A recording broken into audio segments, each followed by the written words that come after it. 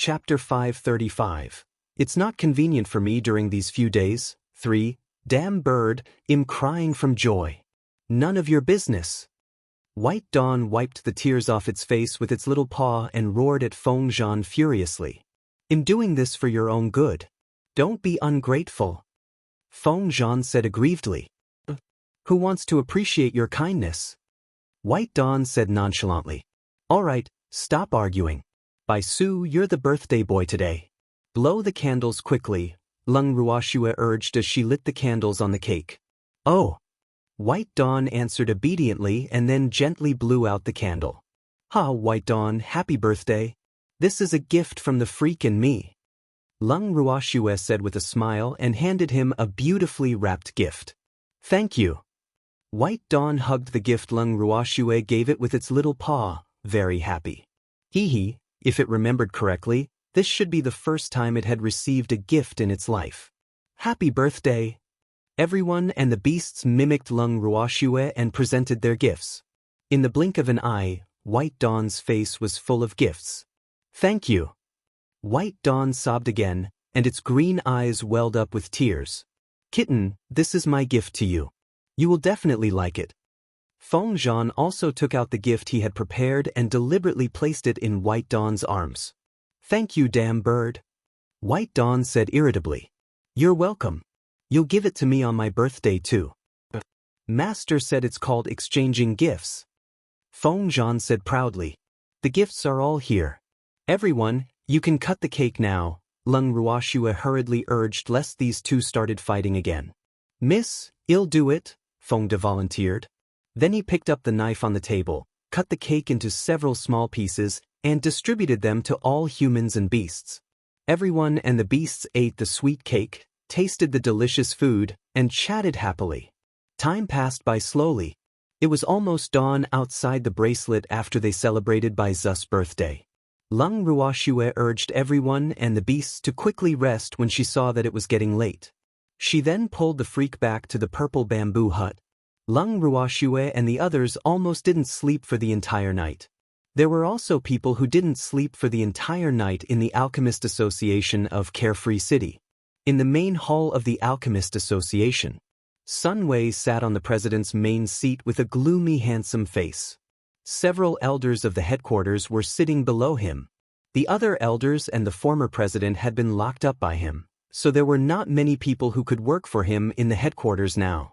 How is it? Did you find him? Sun Wei suppressed his anger and asked his subordinates standing in the middle of the hall. Young master, the Sun family's yard has been cleaned up, but we didn't find any trace of Jing En, a man in his 30s reported. Didn't find anything? Continue searching. Sun Wei ordered furiously. The big explosion in the Sun family's side yard today must have been done by Jing En's accomplices. Even though the figure of the male corpse found in the cell was similar to Jing En's, he didn't believe that the person was Jing En because that person had long been smashed beyond recognition by the exploding cell. There was no way to identify him at all. He had chased Zheng En for more than a decade and Zheng En was still alive and well, so he didn't believe that Zheng En would die so easily. Moreover, Du Min, who was locked up in the Alchemist Association, was also gone, so he had even less reason to believe that Zheng En would die. Young master, the Sun family's side yard and the Alchemist Association have searched and didn't find any traces of anyone escaping.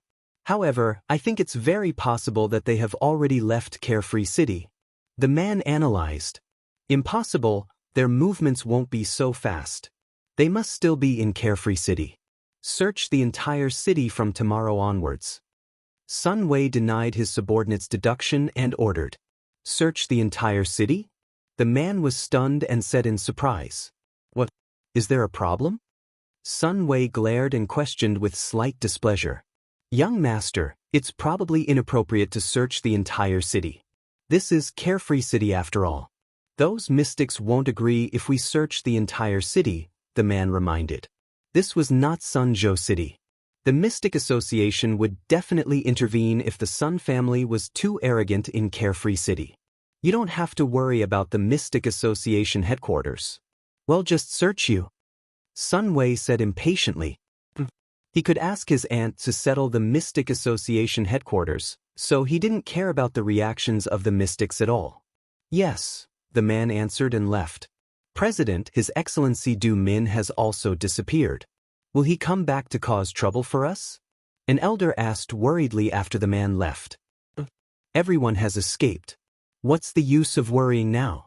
I told you long ago to send more people to watch him, but you didn't take it seriously, Sun Wei said coldly. He was very angry with these elders, but he still had to rely on their support now, so he could only bear with it. President, you can't blame us. No one realized how he was rescued at all. The guards at the door didn't see anyone enter that room, except for Miss Lan Ninger, another elder said. Do you want to say that Ninger released Du Min? Sun Wei questioned. President, that's not what Elder Wang meant. However, Miss Lan Ninger does have the intention to release His Excellency Du Min. Everyone knows that. Do you think His Excellency Du Min agreed to take Miss Lan Ninger as his disciple, and Miss Lan was afraid that we wouldn't agree to let him go, so she secretly let him go? An elder in black said. Impossible. Ninger will tell me if he wants to let her go, Sun Wei said with certainty because he had told Ninger that he could let Du Min go for her sake as long as Du Min was willing to take her in as a disciple. However, as far as he knew, Ninger had never been able to convince Du Min to take her in as a disciple. Therefore, Ninger would definitely not let that old man go. President, women's hearts are like needles at the bottom of the sea. Is Miss Lan really on your side? An elder asked doubtfully. He heard that Lan Ninger was no longer so favored in the Lan family, so he didn't think that Lan Ninger would have any feelings for the president at all. How many young ladies nurtured by families had true feelings? Most of them were just pawns. Moreover, everyone knew that Lan Ninger liked the young master of the Lung family. It was not that he belittled their president, but no matter how outstanding the president was, he could not be compared with the young master of the Lung family. Chapter 536, Blowing Up the Two Great Associations, 1. What do you mean? Sun Waiting stood up from his seat and glared at the elder who spoke just now. His fierce gaze seemed to want to poke a hole in him. I don't mean anything. I just hope that you don't trust women so much, President, especially a woman who doesn't care so much about you, the elder said bluntly. Everyone could see that Lan Ninger was just using the president, but the president was dazzled by beauty. This isn't your business. You don't have to worry. Sun Wei suppressed the anger in his heart and roared. I'm doing this for the president's own good. Forget it if you don't want to listen. The elder closed his eyes and stopped talking after speaking. It's getting late. Elders, go and rest. Sun Wei took a deep breath and said, President, rest early too, the elders sitting said politely and then stood up to leave the hall. Sun Wei sat alone in his seat for a while after everyone left. Then he got up and left. Sun Wei strode back to his residence. There was a huge explosion in the Sun family's yard, so he temporarily stayed in the Alchemist Association.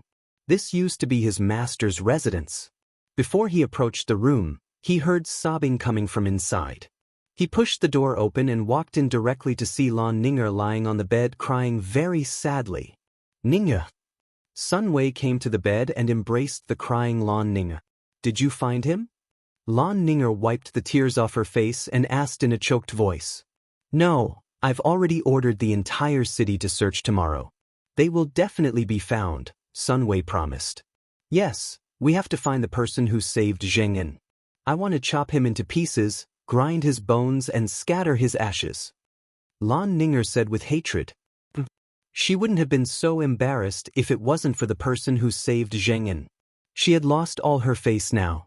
How could she marry Big Brother Leng in the future?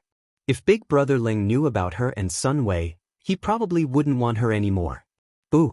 Therefore, she hated Zheng En's accomplices to the core. I will.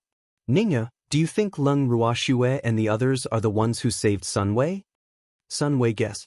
He felt that Leng Ruoxue and the others were the most suspicious. He really couldn't think of anyone else who would dare to go against him other than them. Possibly. Lan Ninger said through gritted teeth. She also hated Leng Ruoxue and the others to the core, especially that damn little red bird. Her status in the Lan family wouldn't have plummeted if it weren't for that damn bird. How could she be miserable to the point of hanging out with Sun Wei? Lung Ruoxue? How dare she go against my Sun family? She's really tired of living, Sun Wei said hatefully. Lung Ruoxue's beasts had beaten him up badly in Blue Cloud City. If he hadn't escaped after recovering, he would probably have died in the hands of those people now. The Sun family? The Lan family doesn't care either, so you don't have to be too angry.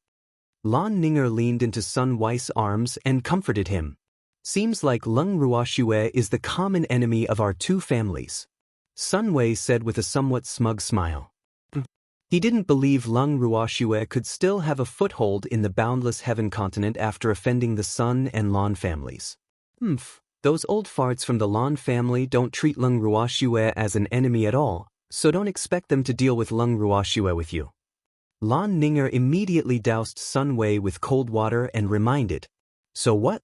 Do we need two superfamilies to deal with an elementary mystic?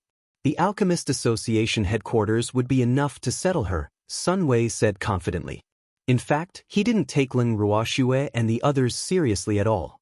He just didn't know their whereabouts all along, so he had no way to deal with them even if he wanted to. Lung Ruoxue's strength is nothing. However, I heard that her beasts are very powerful.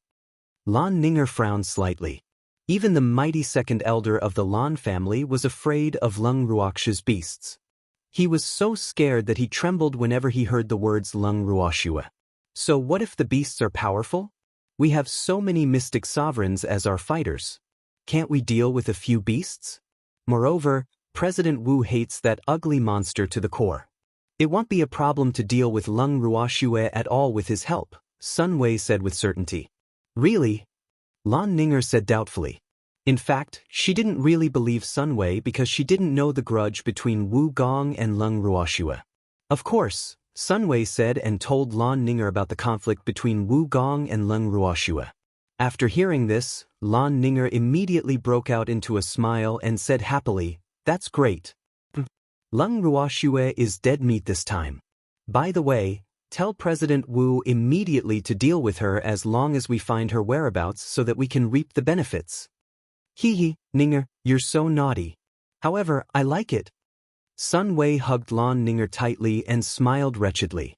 Then he began to stroke Lan Ninger again. You're so annoying. Lan Ninger said with a coquettish smile and dodged Sun Wei's hairy hands and feet everywhere. Soon, the two of them rolled onto the bed again. The next day, in the carefree hall, Lung Ruoxue and the others were still sleeping soundly in the bracelet when they were woken up by Qing Ju's urging. "Qing Ju, what's the matter?" Lung Ruoxue still had her eyes closed and said with some displeasure.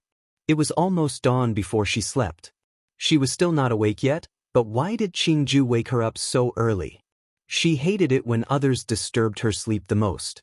"Big sister, someone outside wants to search the rooms of the inn," Qing Ju said softly. Alas, he knew his sister's habits very well. He wouldn't have woken her up if it weren't for the urgent matter. "Oh, got it."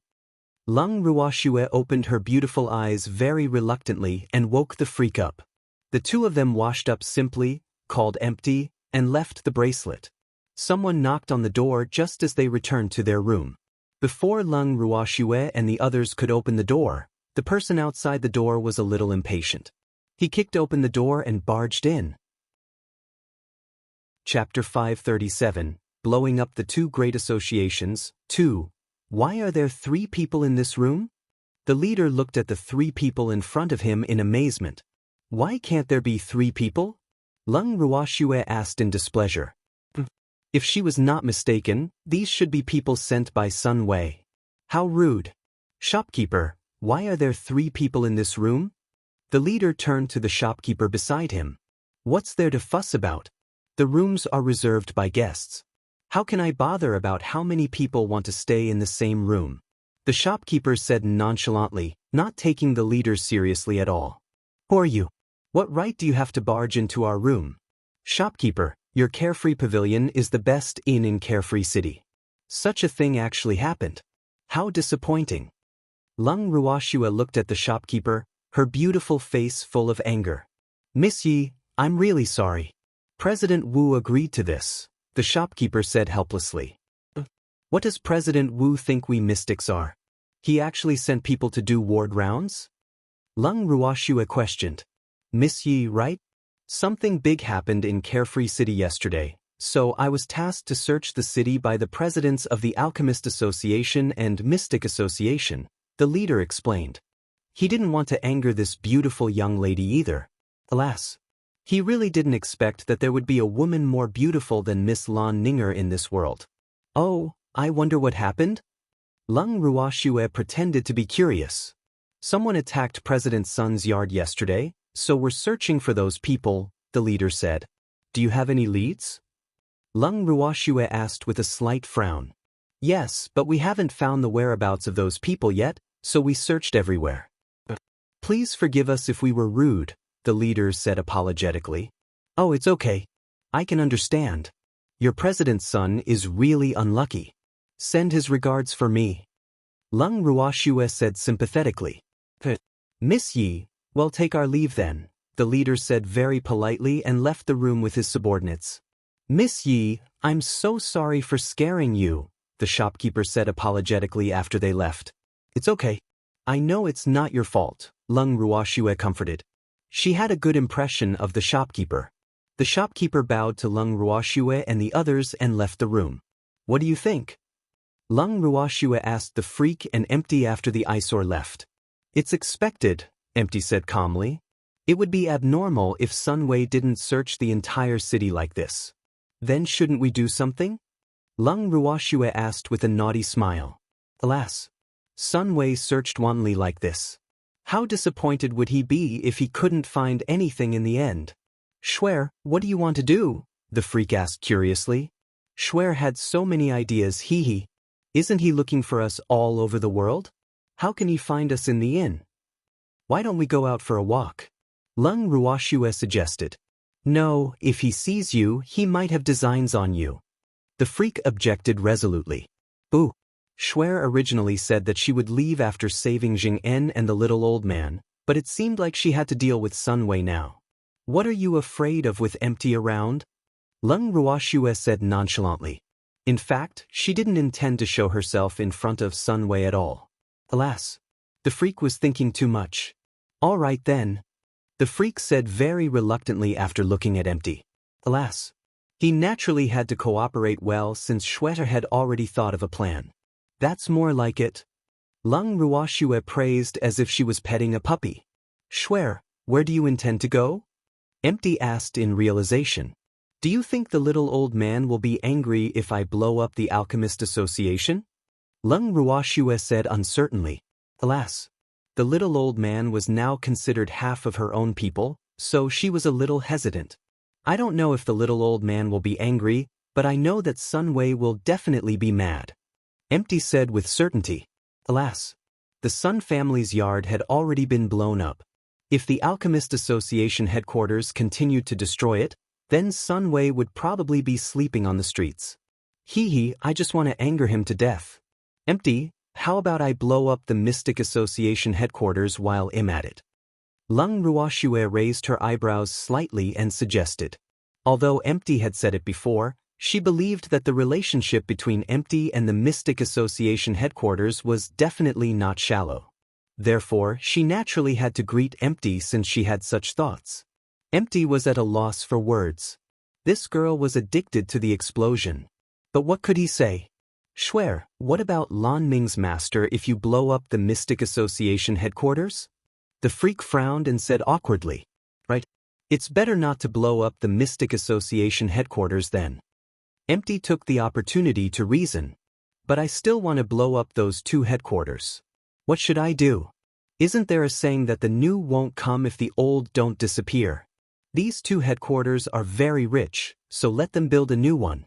As for little Lan Lan's master, he'll empty his seclusion place, hee. Lung Ruoxue said her plan with a smile. Then her beautiful eyes looked at the two handsome men in front of her without blinking, hoping to obtain their support. Schwer, blow it up if you want it. As long as you're happy, the freak hurriedly said. Boo. Schwer's tender gaze made his heart beat non-stop. Empty. Lung Ruoxue turned her gaze to Empty after obtaining the freak's support and looked at him very attentively. blow it up. Empty sighed helplessly. Hee hee, I knew you would definitely support me. Let's go quickly. Lung Ruoxue said impatiently. Then she summoned Ling and got her to cast an invisibility spell on them before the three of them left the inn. After the three of them left the Carefree Pavilion, they set the Mystic Association headquarters as their first destination. Chapter 538. Blowing up the two great associations. 3. After reaching the Mystic Association headquarters, Lung Ruoxue released her beasts and distributed some explosive balls to them. Then she gave them some instructions and got them to split up. Half an hour later, the beasts who completed the mission returned to Lung Ruoxue's side excitedly. Beloved Master, we have completed the mission. Darling jumped into Lung Ruoxue's arms and acted coquettishly. Good, well done. Let's go. Lung Ruoxue praised and then turned to the Freak and Wayless. Okay. The two of them nodded, and then the three of them left the Mystic Association headquarters. After leaving the Mystic Association headquarters, Lung Ruoxue and the others arrived at the Alchemist Association headquarters with familiarity. After telling their beasts to split up, Lung Ruoxue and the others came to the door of the cell. After burying an explosive ball at the door, the three of them quietly left. After waiting for a while at the entrance of the Alchemist Association, Lung Ruoxue's beasts ran out and snuggled up to her, reporting their work to her non-stop. Master, it's done, Dazzle said. Master, it's all buried, Ling said. Hee hee, Master, the mission is completed. Feng Zhan smiled evilly. Apart from completing the mission, he also gave Sun Wei a small gift. Yes, well done. We can go back and wait for news. Lung Ruoxue stored the beasts in the bracelet after speaking, and the three of them slipped back to the Carefree Hall. After returning to the Carefree Pavilion, Lung Ruoxue and the others went directly to the living room. Lan Ming and the others were already sitting there waiting for them. Little Snowy, you're already a mystic monarch? Lan Ming stood up from his seat in surprise when he saw Lung Ruoxue. How long has it been? These two perverts were actually mystic monarchs. Boo! This was a huge blow to him. Yes, calm down. The Freak and I took the Silver Snow pill, Lung Ruoxue said nonchalantly. Alas. She didn't want to take the pill to advance if the enemy wasn't this strong. Silver Snow pill? Where did you get the Silver Snow pill? Lan Ming was even more surprised. Silver Snow pill was a pill that was priceless. The success rate of refining it was very low, so it had always been difficult to obtain with money. I refined it myself. Lung Ruoxue rolled her eyes at Lan Ming and said calmly, as if what she said was a very ordinary thing. You can even refine the Silver Snow pill. Amazing. Lan Ming really didn't know what to say. Alas. In fact, he should have adapted long ago, right? It hadn't been a day or two since Lung Ruoxue and the group of perverts knocked his common sense out.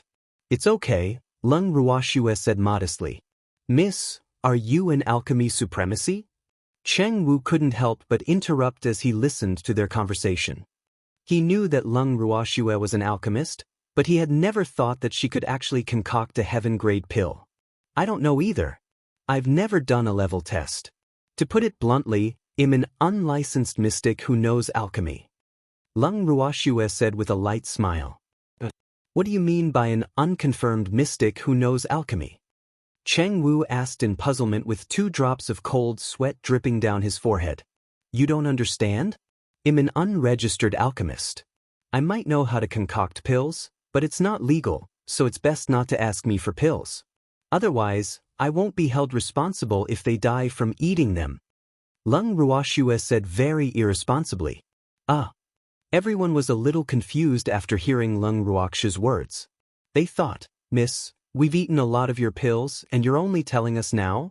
However, the effects of Miss Pills were really extraordinary.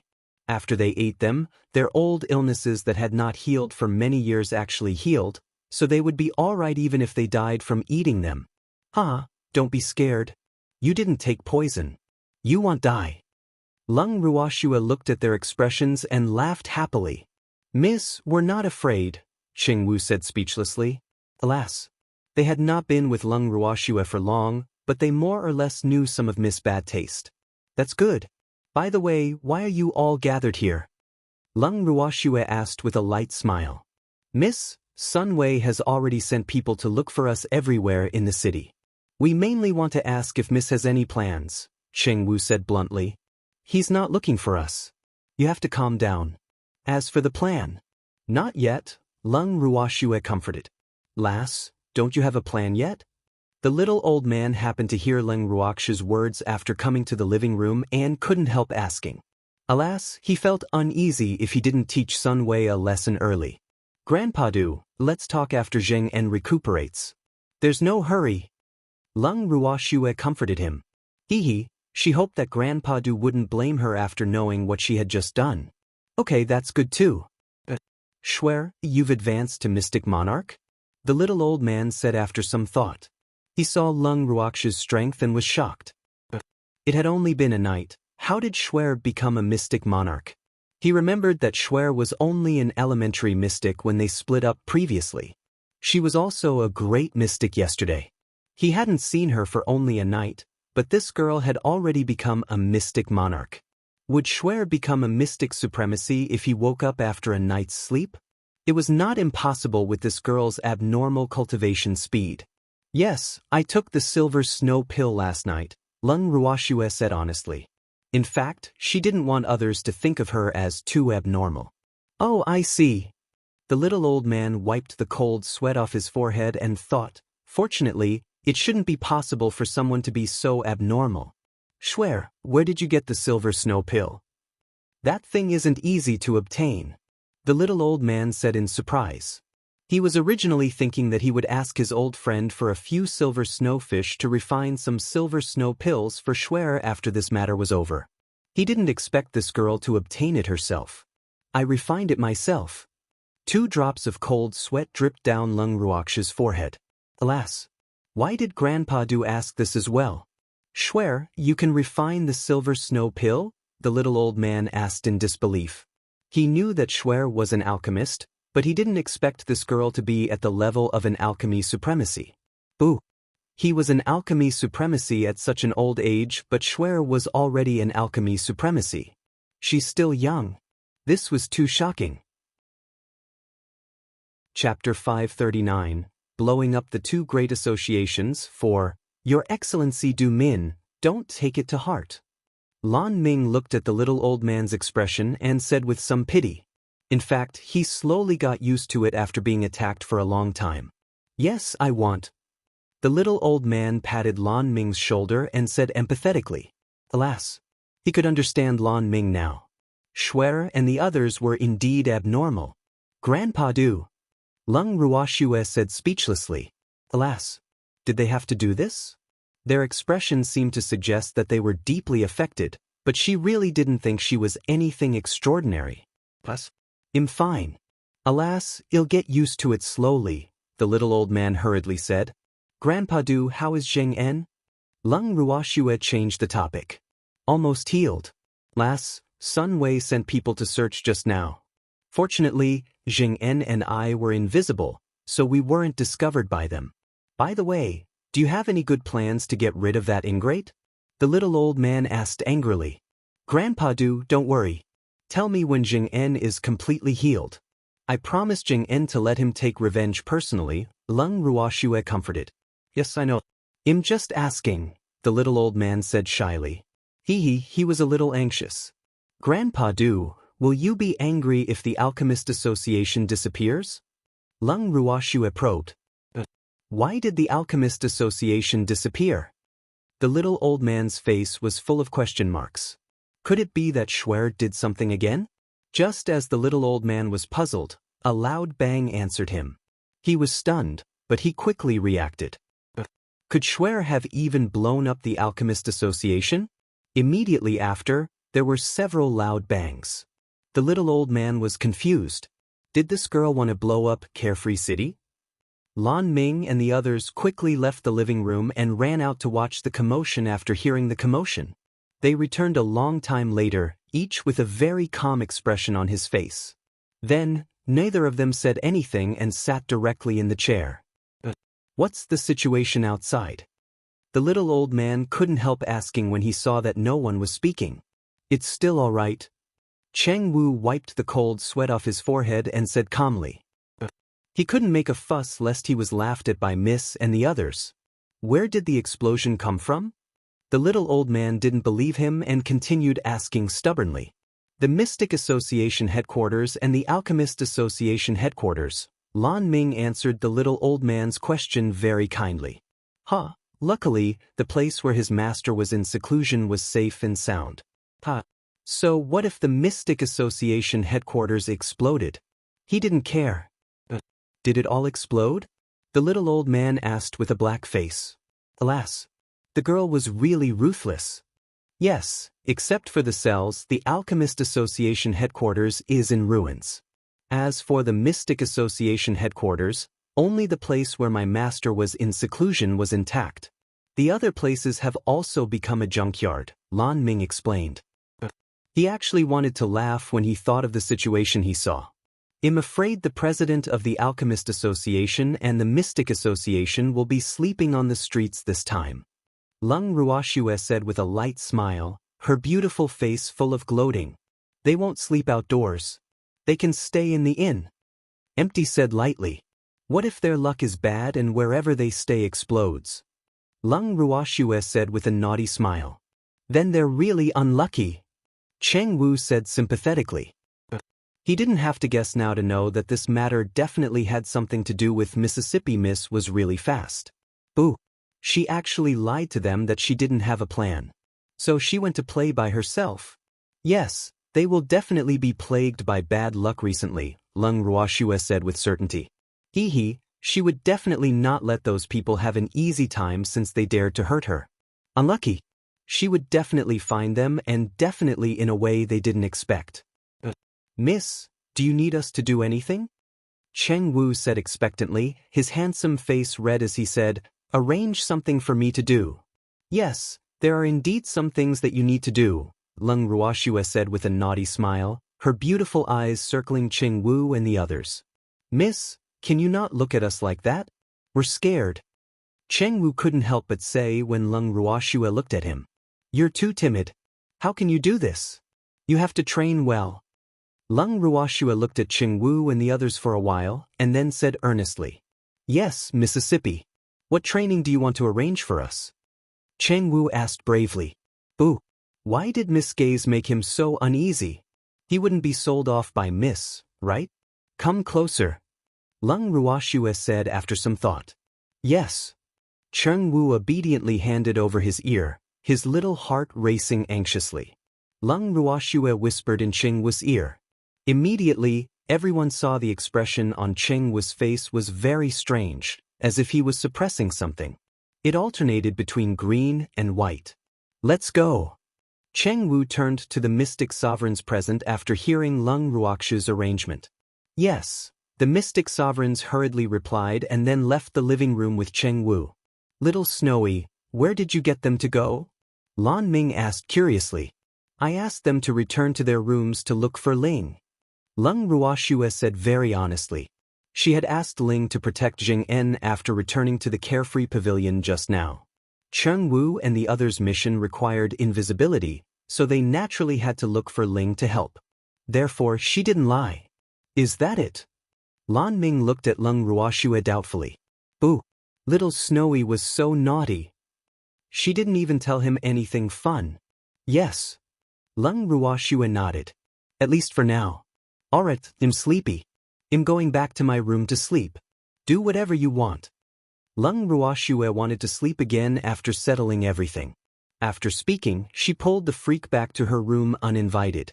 I want to enter the space. Empty interrupted before the freak could say anything. Chapter 540, The Unlucky Wu Gong, 1. Okay. Lung Ruoxue nodded with a smile. Of course she knew. However, Empty always entered their room like this. It would definitely cause a misunderstanding over time. It's broad daylight. Why are you entering the space? Play outside yourself. The freak glared with slight dissatisfaction. You are all going to sleep. What's the point of me being alone outside?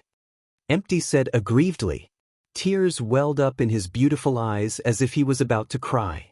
Freak, stop teasing him. Let's go in and sleep too. Lung Ruoxue kindly helped him out. All right then. The freak was a little unwilling, but he would let Schwer go since she pleaded for the big light bulb. After the freak finished speaking, Lung Ruoxue brought the two of them into the bracelet with a thought. Empty, play by yourself. We're going to bed. Lung Ruoxue pulled the freak into the purple bamboo hut. Empty sat down in a chair not far from the purple bamboo hut and took out a cup of tea from his ring to drink alone. Alas, master is so pitiful. Suddenly, Icy's sympathetic voice sounded from the corner. Stinky Icy, how am I pitiful? Empty frowned and said speechlessly. How did Icy view that he was pitiful? Alone, with no one to accompany you.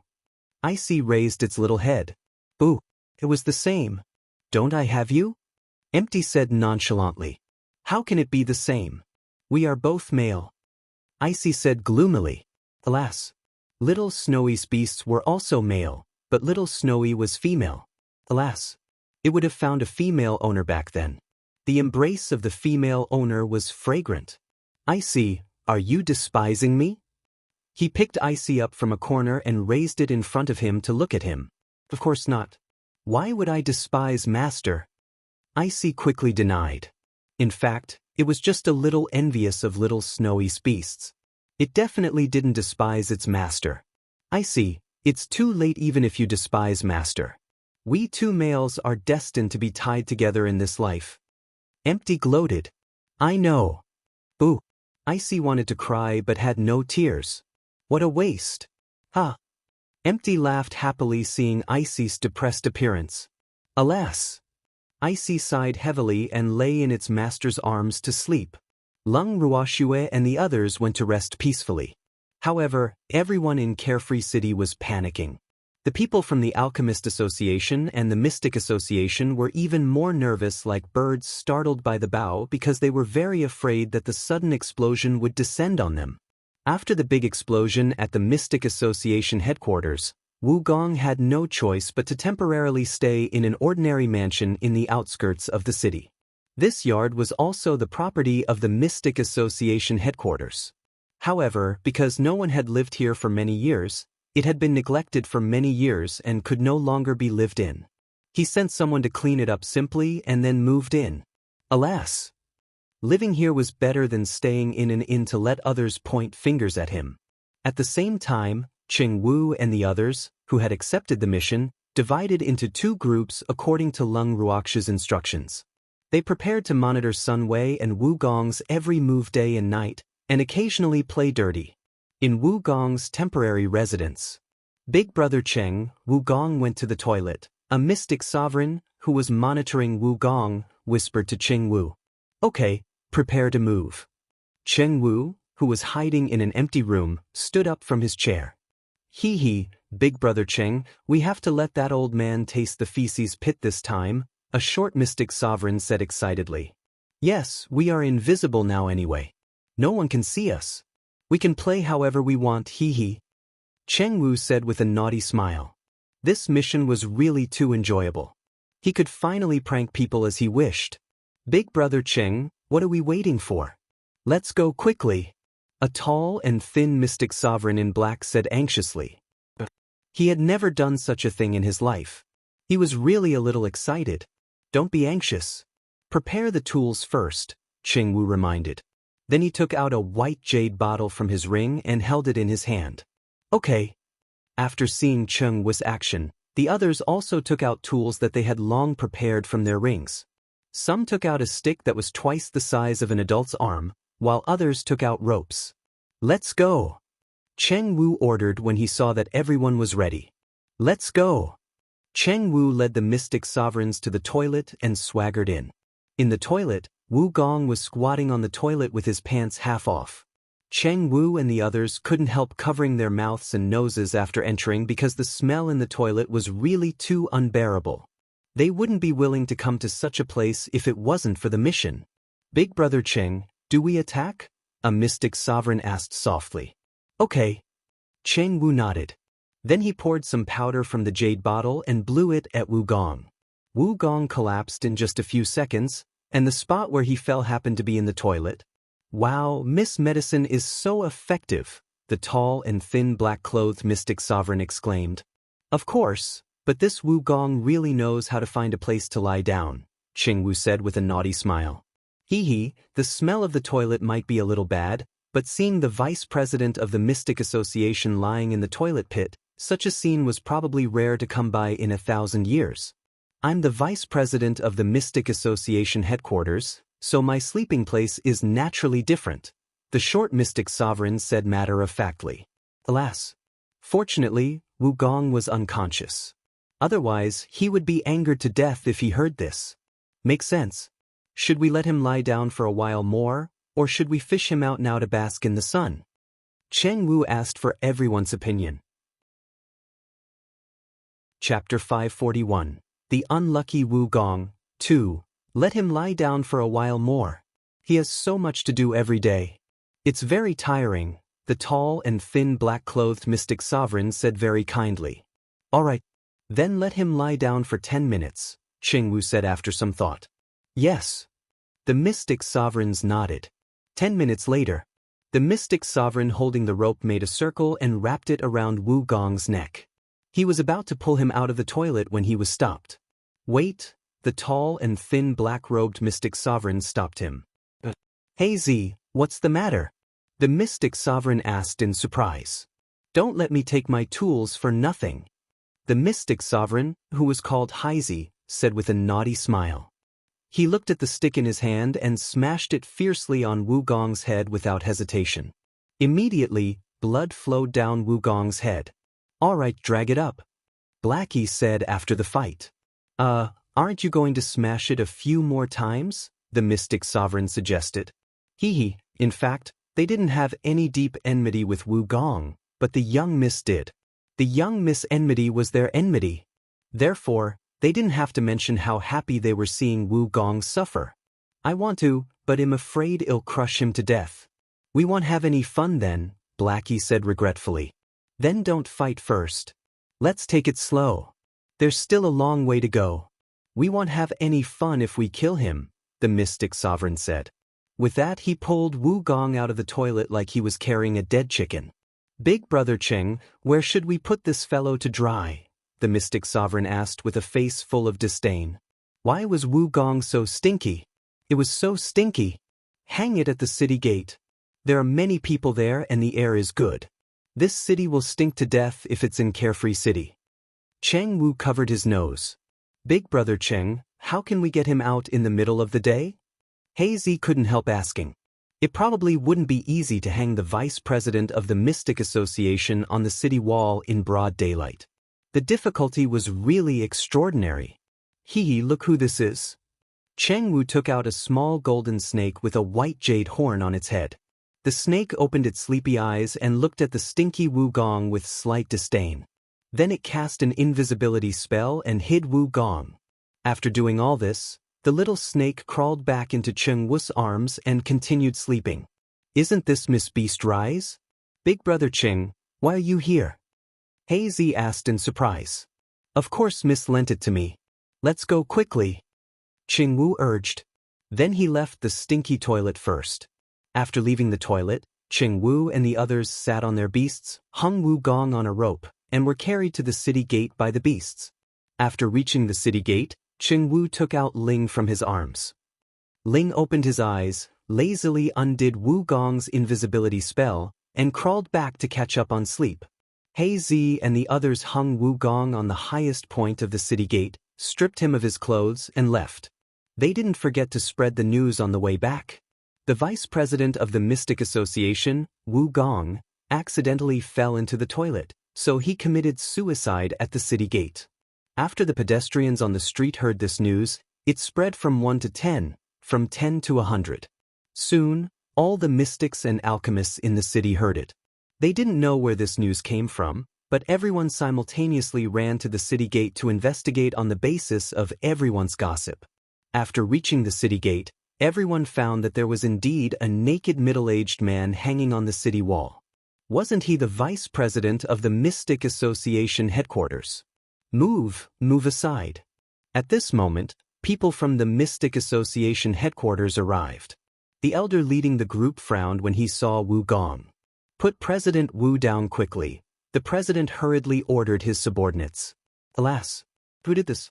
The Mystic Association headquarters had really lost all their face this time. There were rumors that President Wu committed suicide, but as one of President Wu's trusted subordinates, he absolutely wouldn't believe this nonsense. Elder Hao, President Wu committed suicide because he wanted to die, a subordinate reminded. What he implied was that if they meddled and saved President Wu might blame them when he woke up. Why don't they let President Wu go like this? Nonsense. Why would President Wu want to commit suicide? Elder Hao roared furiously. It was understandable that those mystics who didn't know the truth said so, but he didn't expect his subordinates to think so too. President Wu would be angered to death if he knew. Didn't President Wu commit suicide because he fell into the toilet? The subordinate said foolishly. He also felt that President Wu was a little too exaggerated, but with President Wu's identity and status, it was reasonable for him to not accept the fact that he wanted to commit suicide because he fell into the toilet. After all, President Wu was not an ordinary person. Do you think that's possible? Elder Hao roared angrily. Alas, how could he have such a stupid subordinate? That's possible, the subordinate replied seriously after some thought. Possible my ass. Let me tell you, that's impossible. It's impossible for our President Wu to commit suicide. Elder Hao roared at the top of his lungs. Immediately, everyone's gazes were attracted to him. What are you looking at? What's there to see? Disperse. Whoever surrounds here will be expelled from the Mystic Association headquarters and Alchemist Association headquarters. Old Hao threatened as he looked at everyone's strange gazes. Teach, the Mystic Association headquarters is really becoming more and more depraved. They use expulsion to threaten mystics all the time. Truly a crooked stick. Someone said from the crowd. That's right. He's obviously a vice president, but those bootlickers just have to call him president. What a joke. Now, the only vice president who has fallen into the toilet one by one in the Mystic Association for thousands of years. Ha! Someone said with a wild laugh. Who said that? Come out if you dare. Elder Hao roared furiously. He searched several times but didn't find anyone present with their mouths agape. He was really angry. Chapter 542, The Unlucky Wu Gong, 3. Why would I come out just because you asked me to? Who do you think you are? Cheng Wu, who was invisible and mixed in the crowd, said disdainfully. Those words were said by the few of them just now, but this flattering elder couldn't find their seats at all. Hee, this feeling was really too satisfying. He's Mao Gray Wu's lackey. Hazy said viciously. Oh, then he will definitely fall into the toilet. Hi, he has to be Master's partner. Cheng Wu predicted and laughed hysterically. Who is it? Come out here. Elder Hao's lungs were about to explode from anger as he roared while jumping up and down. Lackey elder, I won't scram. Why don't you scram for me to see? Cheng Wu provoked. Hurry up and find these two troublemakers. Elder Hao was so angry that his entire body was trembling as he hurriedly ordered his subordinates. Yes, his subordinates answered helplessly. Then they went to the crowd to search and reported directly, Elder Hao, we didn't find the whereabouts of those two people. How is this possible? Could there be a ghost? Elder Hao roared without caring about his image. That's right. We are ghosts. You won't be able to find us. Cheng Wu gave Blackie a look after speaking. The two of them immediately attacked at the same time tacitly, punching and kicking Elder Hao fiercely. Elder Hao's painful wail kept coming out of his mouth, making everyone's hearts tremble. There's really a ghost. Elder Hao's subordinates were so scared that their faces were pale, their legs were trembling, and their bodies were trembling as they said. That was because they only heard Elder Hao's painful howl and saw blood constantly seeping out of Elder Hao's body. However, they didn't see who attacked, nor did they feel any fluctuation of mystic energy. This was enough to show that the person who beat Elder Hao up was not a human. Could it be Elder Hao's enemy? They couldn't help guessing. Save me, save me. Elder Hao pleaded weakly. Elder Hao, how can we save you if we can't see those ghosts? the subordinate said very awkwardly. Alas, how could they be a match for the ghosts? Moreover, they didn't want to be entangled by those evil ghosts after saving Elder Hao. But whoever dares to save him will suffer the same fate as him. Cheng Wu threatened. Indeed, no one dared to move after he said that. A few minutes later, Elder Hao, who had been beaten beyond recognition, finally fainted from exhaustion. Cheng Wu and He Zi clapped their hands as if they hadn't had enough. Their gazes collided, and they looked at each other with smiles. Then, the two of them tacitly said with slight dissatisfaction, "You really don't resist the beatings. Your bodies are too weak." Beating someone up with their fists was also quite enjoyable. No wonder Miss Beasts often used physical attacks in close combat instead of mystic techniques. This feeling seemed to have a greater sense of accomplishment than using mystic techniques. They also learned this move from Miss Beasts. They tested it today and indeed didn't disappoint. Everyone present and Elder Hao's subordinates couldn't help but be at a loss for words when they heard the slightly displeased voice coming from the void. They thought to themselves, "Aren't you just pretending after benefiting?" Alas, poor Elder Hao. This was really an unexpected calamity. Tell me, why did he have to provoke these two unknown jinxes? Great, he was beaten up now. In fact, the mystics present were not fools. How could they not see that it was not a ghost at all? President Wu had obviously offended someone, so he was messed up so badly. How could someone who dared to mess with the vice president of the Mystic Association headquarters be afraid of an elder? Therefore, this Elder Hao was a big fool in their eyes now. Cheng Wu and He Zi were about to leave after beating him up when Wu Gong, who had been hanging on the city wall, suddenly woke up. Wu Gong endured the headache and opened his blood-stained eyes. His brain was still in a daze because of the blow to his head. He looked at the environment in front of him in confusion and asked foolishly, "Where is this? Why am I here?" So our high and mighty Vice President Wu has woken up. Congratulations. Cheng Wu gloated. "Where am I? Or you?" Wu Gong looked down and realized that he was surrounded by people. Moreover, everyone's gazes were sympathetic and strange. He couldn't help but be surprised as his mind gradually cleared. "Vice President Wu, your current location is on the city wall at the city gate. As for me, just take it that I'm here to collect debts from you, Cheng Wu said with a fake smile. On the city wall? Wu Gong lowered his head and looked at himself. What he saw almost made him faint again. Damn! Not only was he naked, but his body was also covered in yellow feces. At this moment he was emitting a foul smell. Damn it, who did this? Come out if you have the guts. Wu Gong's mind was completely awake. His aura, which had been in a high position for many years, was unleashed. Even though he was in a sorry state, the domineering aura of a superior increased without reduction. "It's you." Vice President Wu fell into the latrine. "You can't take the shame, so you came to commit suicide at the city gate." "We came to watch the commotion when we heard the news," He Zi explained understandingly. "What are you waiting for? Put me down quickly." Wu Gong ignored He Zi and roared at his subordinates from the Mystic Association. Yes. The dazed subordinates reacted and hurriedly saved Wu Gong from the city wall in a fluster. "Take off your clothes." Wu Gong ordered a subordinate with a body similar to his. Yes. The subordinate hurriedly took off his coat and handed it to Wu Gong. "What happened to Elder Hao?" Wu Gong frowned and asked in puzzlement as he looked at the bloodied Elder Hao lying on the ground after putting on his coat. "Report. Elder Hao was beaten up by a ghost," a subordinate reported very seriously with an abnormally serious expression on his face. "Nonsense. How can there be ghosts in this world?" Wu Gong kicked the subordinate angrily and reprimanded with a displeased face. Chapter 543, The Unlucky Wu Gong 4. President, it's true. The fallen subordinate hurriedly got up and said stubbornly, How can our Vice President Wu believe that there are ghosts in the world? He might have done many guilty things, but he won't believe in retribution." Cheng Wu's voice sounded again. "Who's pretending there? Show yourself if you have the guts." Wu Gonghuo roared. The enemy in front of him couldn't see or touch him. He was really helpless. Vice President Wu, do that for me first.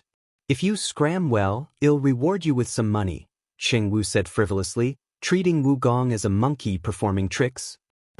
So you're also a coward. You don't dare to fight me seriously at all. You only know how to scheme in secret. Wu Gong forced himself to calm down and pretended to be calm. Of course, there's no need to deal with shameless people openly.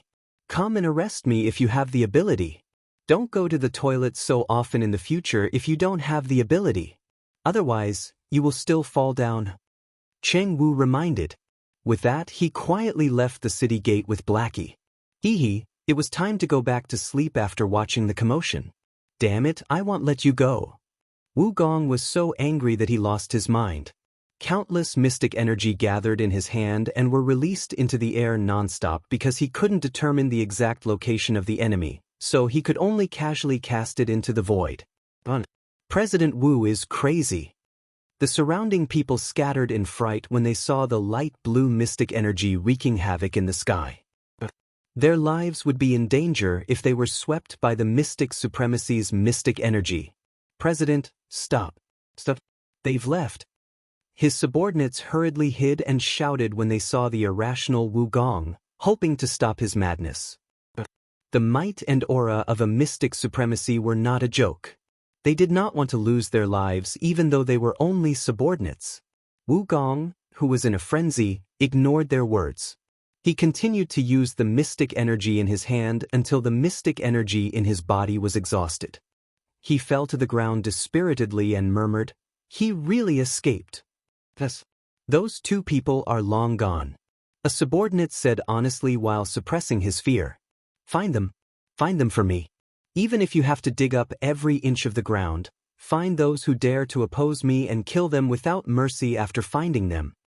Wu Gong's eyes were bloodshot as he ordered with hatred. He had been in charge of the Mystic Association for so many years and had never been bullied so badly. He couldn't take it lying down if he didn't find those people and reduce them to ashes. Yes, the subordinates answered hurriedly. After that, they sent Wu Gong and Elder Hao back to their residence and began searching the world. Cheng Wu and He Zi had already left the city gate when Wu Gong went crazy. They returned to Wu Gong and the others' temporary residence and sneaked into the empty room. Everyone in the room, who had been waiting for a long time, asked curiously about the situation at the city gate after seeing the two of them return. Cheng Wu and He Zi sang well and described the situation vividly to everyone. Everyone laughed hysterically with joy after hearing this. After laughing, a mystic sovereign couldn't help asking, "Big Brother Cheng, what should we do next?" Of course we're going to continue causing trouble," Cheng Wu said with a smile. It hadn't even been a day, but Wu Gong was already covered in dirt. If they stayed here for a few days, Wu Gong might go crazy. Okay, it's good to cause trouble. It will save us a lot of trouble if we can drive Wu Gong crazy, a mystic sovereign said excitedly. He had never done such a thing in his life. However, it felt quite novel. Big Brother Cheng, what should we continue causing trouble for? He Zi asked excitedly. I intend to drug him and make him stay for half a month. Then, he'll drop a few more latrines. Cheng Wu said with a naughty smile. Big Brother Cheng, you're ruthless. The mystic sovereigns looked at Cheng Wu with admiration and praised him. Alas, Big Brother Cheng was such a steady and upright child back then, but he actually learned bad things now. Miss Enemy is our enemy, and being kind to our enemy is being cruel to ourselves, so of course we can't let ourselves down. Cheng Wu said righteously, his expression abnormally serious. Big Brother Cheng is right. Let's quickly drug him. The mystic sovereigns said impatiently. Okay, I'll give you the medicine. Let's split up. Cheng Wu distributed the medicine Lung Ruoxue gave him to everyone. Then, everyone split up to administer the medicine. Wu Gong and the others were in deep trouble the following days. Wu Gong had suffered, and Sun Wei, Wu Gong's ally, naturally would not have it easy.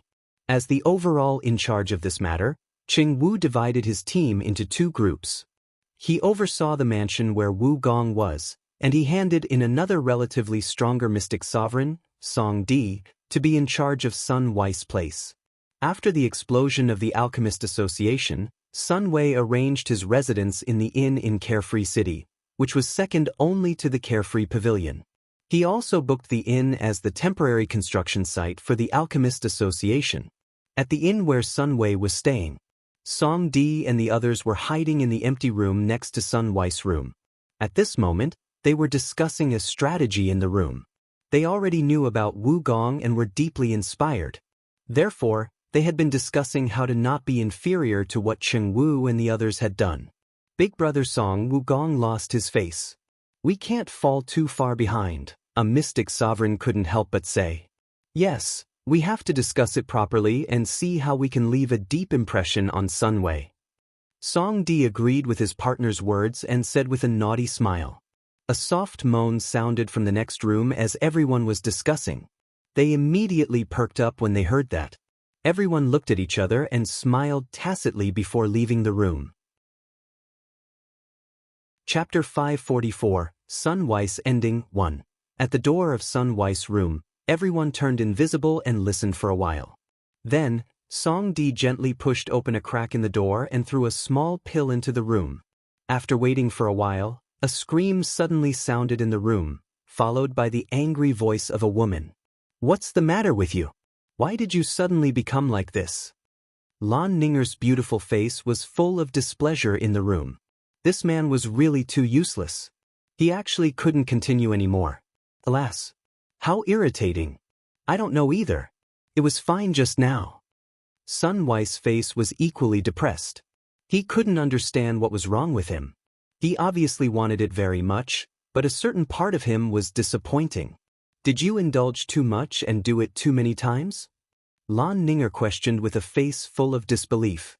At this moment, she was thinking that Sun Wei must have gone to find another woman, which was why he was so powerless in front of her. "Ninger, you have to believe me. There's really no one else but you," Sun Wei promised sincerely. Boo! Why was Ninger so unreasonable? He was with Ninger almost every day. He had to have the time to find other women even if he wanted to. Then what's going on? "We won't be done if you don't explain it to me clearly," Lan Ninger said stubbornly. "Ninger, I really don't know.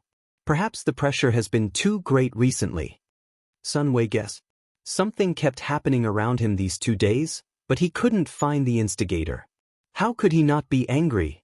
"In that case, rest early today," Lan Ninger said impatiently. She despised Sun Wei's uselessness in her heart. She even felt that this man's mental endurance was too poor. If Brother Leng encountered such a matter, he definitely wouldn't be as useless as him. After speaking, Lan Ninger turned around and went to sleep with her back facing Sun Wei. "Ninger." Sun Wei's already annoyed heart became even more depressed seeing Lan Ninger's actions. Sun Wei lay beside Lan Ninger and listened to her even breathing, but he couldn't sleep for a long time.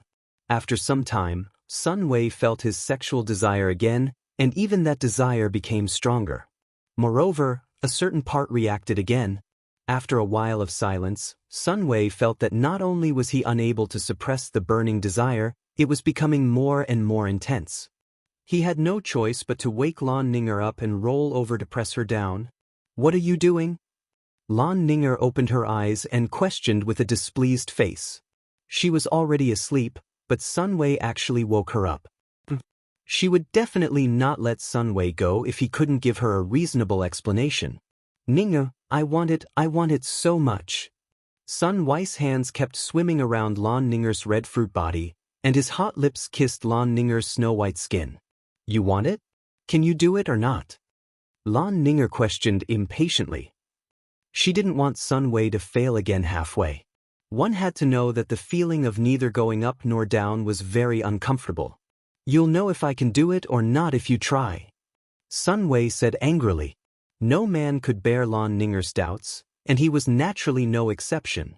But Sun Wei couldn't keep it up again in no time. "You're really too useless," Lan Ninger roared furiously. Her sexual drive was just aroused when Sun Wei collapsed weakly again. How could she not be angry? "Ninger, don't be angry. They'll try again," Sun Wei said angrily. He didn't believe that he couldn't finish it. After giving up and trying a few more times, Sun Wei still couldn't harden up. Lan Ninger completely lost her patience and was even angrier. Sun Wei, you're really too useless. Lan Ninger roared angrily. He couldn't even be a normal man. She really didn't know what else this man could count on him for. Ningya, this was an accident. Really, I promise. Sun Wei quickly coaxed.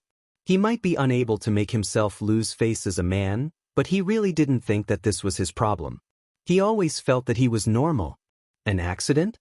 What can you guarantee?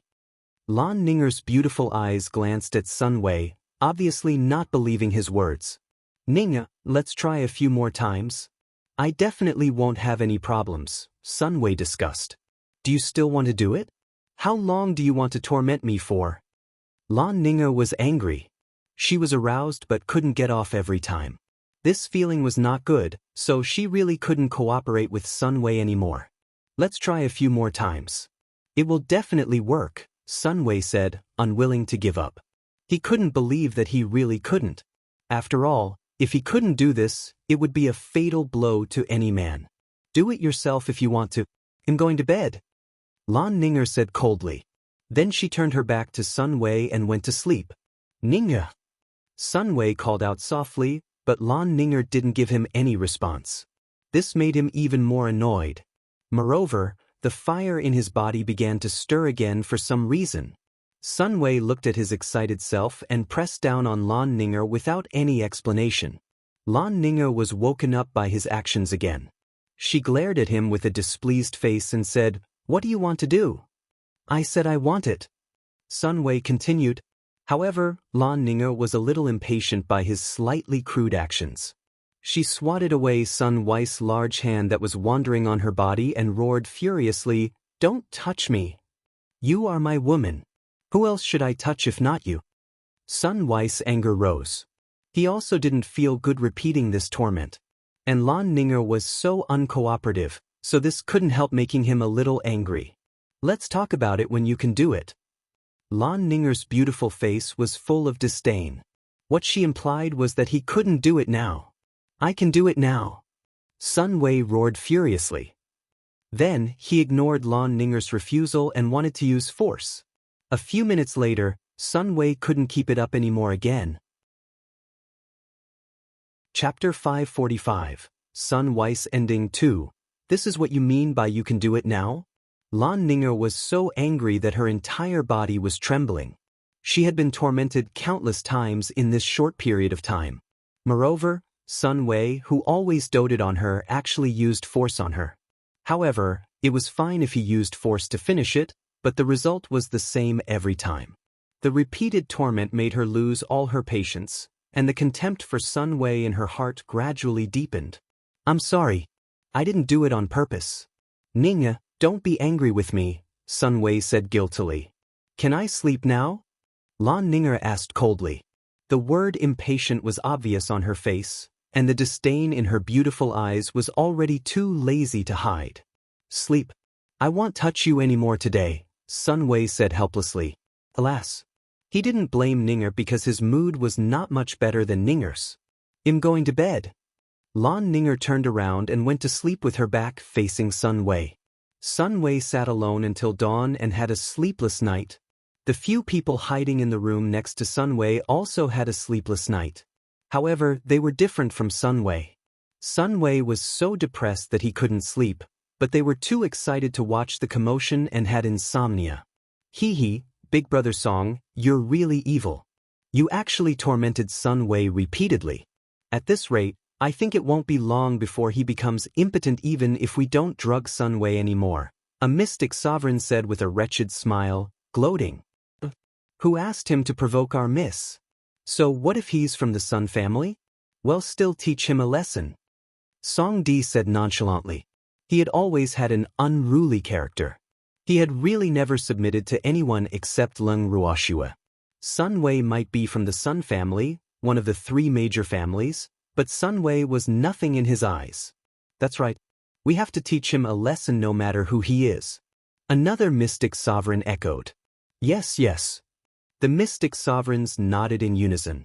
Just like that, a few mystic sovereign powerhouses hid in the guest room and found small trouble for Sun Wei and Lan Ninger from time to time. In just a few days, Sun Wei and Lan Ninger became dispirited and lost a whole lot of weight.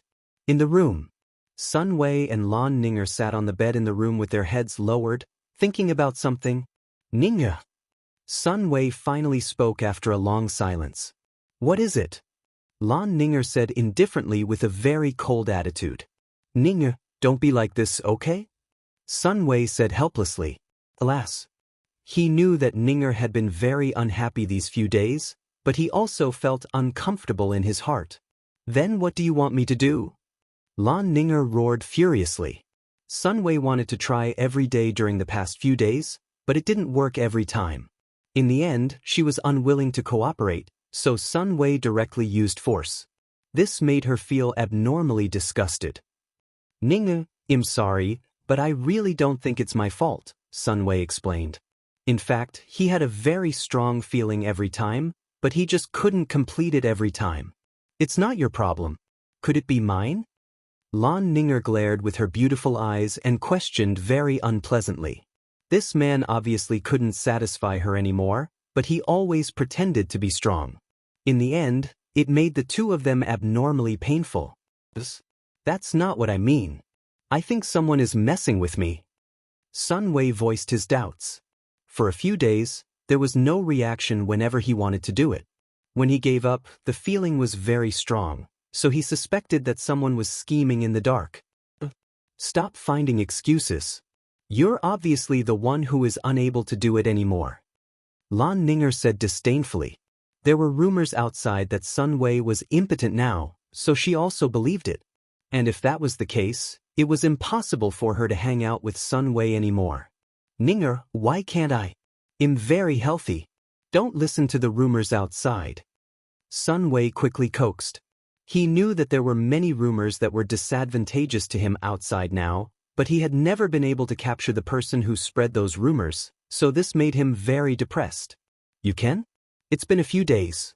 Have you satisfied me even once? Sun Wei, if you can't find the reason, then there's no need for us to be together. Lan Ninger directly gave an ultimatum. Ninger, can you not be like this? You have to believe me. Someone is really messing with me. I suspect it's Leng Ruoxue and the others, Sun Wei said with certainty. Is that so? Then quickly capture that ugly freak. Lan Ninger roared. Leng Ruoxue's name was like a nightmare to her now, so she would lose her reason from anger as soon as she heard this name. Ninger, don't worry. I've been sending people to look for their whereabouts. President Wu is also sending people to look for them. Sun Wei comforted. President Wu wanted to find the whereabouts of Leng Ruoxue and the others more than him. Therefore, he sent many people to look for them, but they still found nothing. Now, President Wu had diarrhea every day, and his road was basically a little unstable. Therefore, President Wu was much worse than him. There are so many of you looking for Leng Ruoxue, and you've been looking for her for so many days. Logically speaking, Carefree City should have been searched several times already. Why haven't you found her yet? Lan Ninger asked with a face full of doubts. She really doubted if they had done their best to look for her. If they had really been looking, why hadn't they found a single strand of Leng Ruoxue and the others after so many days? Ninger, we've almost turned Carefree City upside down. We've sent people to check every inn and residence, but there's none. Alas, I don't know which rat hole they're hiding in. Sun Wei said very gloomily. He couldn't find the whereabouts of the person he wanted to find, but he couldn't find anyone. This made him very angry. Then what should we do? Are we going to continue like this? We won't be able to have peace every day if we can't find the whereabouts of Leng Ruoxue and the others. Lan Ninger was a little angry from embarrassment. Sun Wei had been experimenting non-stop these few days, provoking her every time. However, he was not responsible for watering her. She had not been satisfied for many days. This prevented her anger from accumulating and her temper from growing. Chapter 546, Sun Weiss Ending 3. Ninger, calm down first. I know you hate Leng Ruoxue. In fact, I also want to chop her into pieces, burn her bones, and scatter her ashes. However, the prerequisite is that we have to find them. Otherwise, we can only sulk ourselves. Sun Wei stretched out his arms and hugged Lan Ninger to console her. I don't know where is Lung Ruoxue hiding? Why can't we find them? By the way, did you search the Lan family's yard? Lan Ninger suddenly asked. It was normal to let them stay in the Lan family's yard with Lan Lai's relationship with Lung Ruoxue. However, she hadn't heard that Lan Lai was also in Carefree City. Yes, they are not in the Lan family's yard, Sun Wei said helplessly. They had almost dug 3 feet into the ground in Carefree City, but they could not find the whereabouts of Lung Ruoxue and the others. Then where will they hide? Could they really burrow underground? Lan Ninger couldn't help guessing. Probably not. They're probably hiding. Sun Wei said with certainty. This conclusion was obtained after discussing with President Wu. The two of them didn't believe that Lung Ruoxue and the others had already left Carefree City because they had been fooled these few days. Are you sure they haven't left yet? Lan Ninger asked doubtfully. They definitely didn't leave. Otherwise, we wouldn't have been fooled by others. Sun Wei was very sure of his guess. So what if they didn't leave? We can't find them at all. Moreover, we're in the open, and they're hiding in the dark. They can deal with us however they want, but we can't find them at all. Lan Ninger said gloomily. This helplessness was really too unbearable. She didn't know if she would go crazy if this continued. Ninger, don't worry. Bear with it for a few more days. We will definitely find them, Sun Wei coaxed. All right, I'll give you half a month. I'll leave Carefree City if you can't find her by then. Lan Ninger said her thoughts. Are you leaving me? Sun Wei said in disbelief. Ninger was already his woman, but she still wanted to leave him. He would never allow that. What else can we do? I don't want to worry all day about someone coming to cause trouble, but we are unable to capture her, Lan Ninger said nonchalantly. Ning, you're already my woman now, Sun Wei reminded. So what?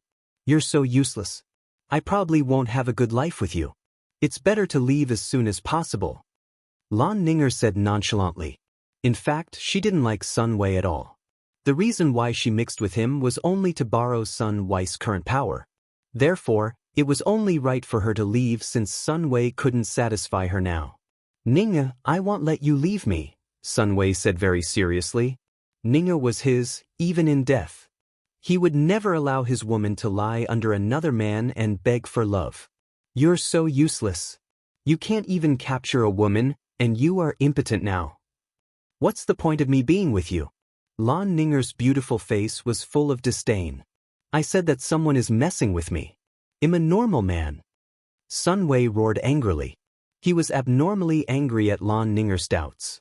However, he couldn't do anything to Ninger. After all, Ninger was the woman he liked. Then quickly go and catch her? What's the use of just telling me? Lan Ninger rolled her eyes at Sun Wei and didn't pity his encounter because Sun Wei was already on the same level as useless in her eyes. Don't worry, I'll definitely capture them. I'll let you know that your man is 100 times stronger than all men. Sun Wei roared. After shouting, he abandoned Lan Ninger and left the inn angrily alone. After Sun Wei left, Song Di and the others followed him until they followed the depressed Sun Wei into a deserted forest. Sun Wei walked without feeling anything. Suddenly, his vision darkened, and then he lost consciousness. He didn't know anything. When he woke up, he found himself in an unfamiliar place. Where is this place? Sun Wei couldn't help muttering to himself. The fear in his heart gradually deepened as he looked at the white surroundings. This is hell. Sun Wei, I didn't expect this day to come for you. Zheng En's voice sounded from the empty corner. You are Zheng En? Zheng En, quickly come out. Don't pretend to be mysterious, Sun Wei shouted fearfully.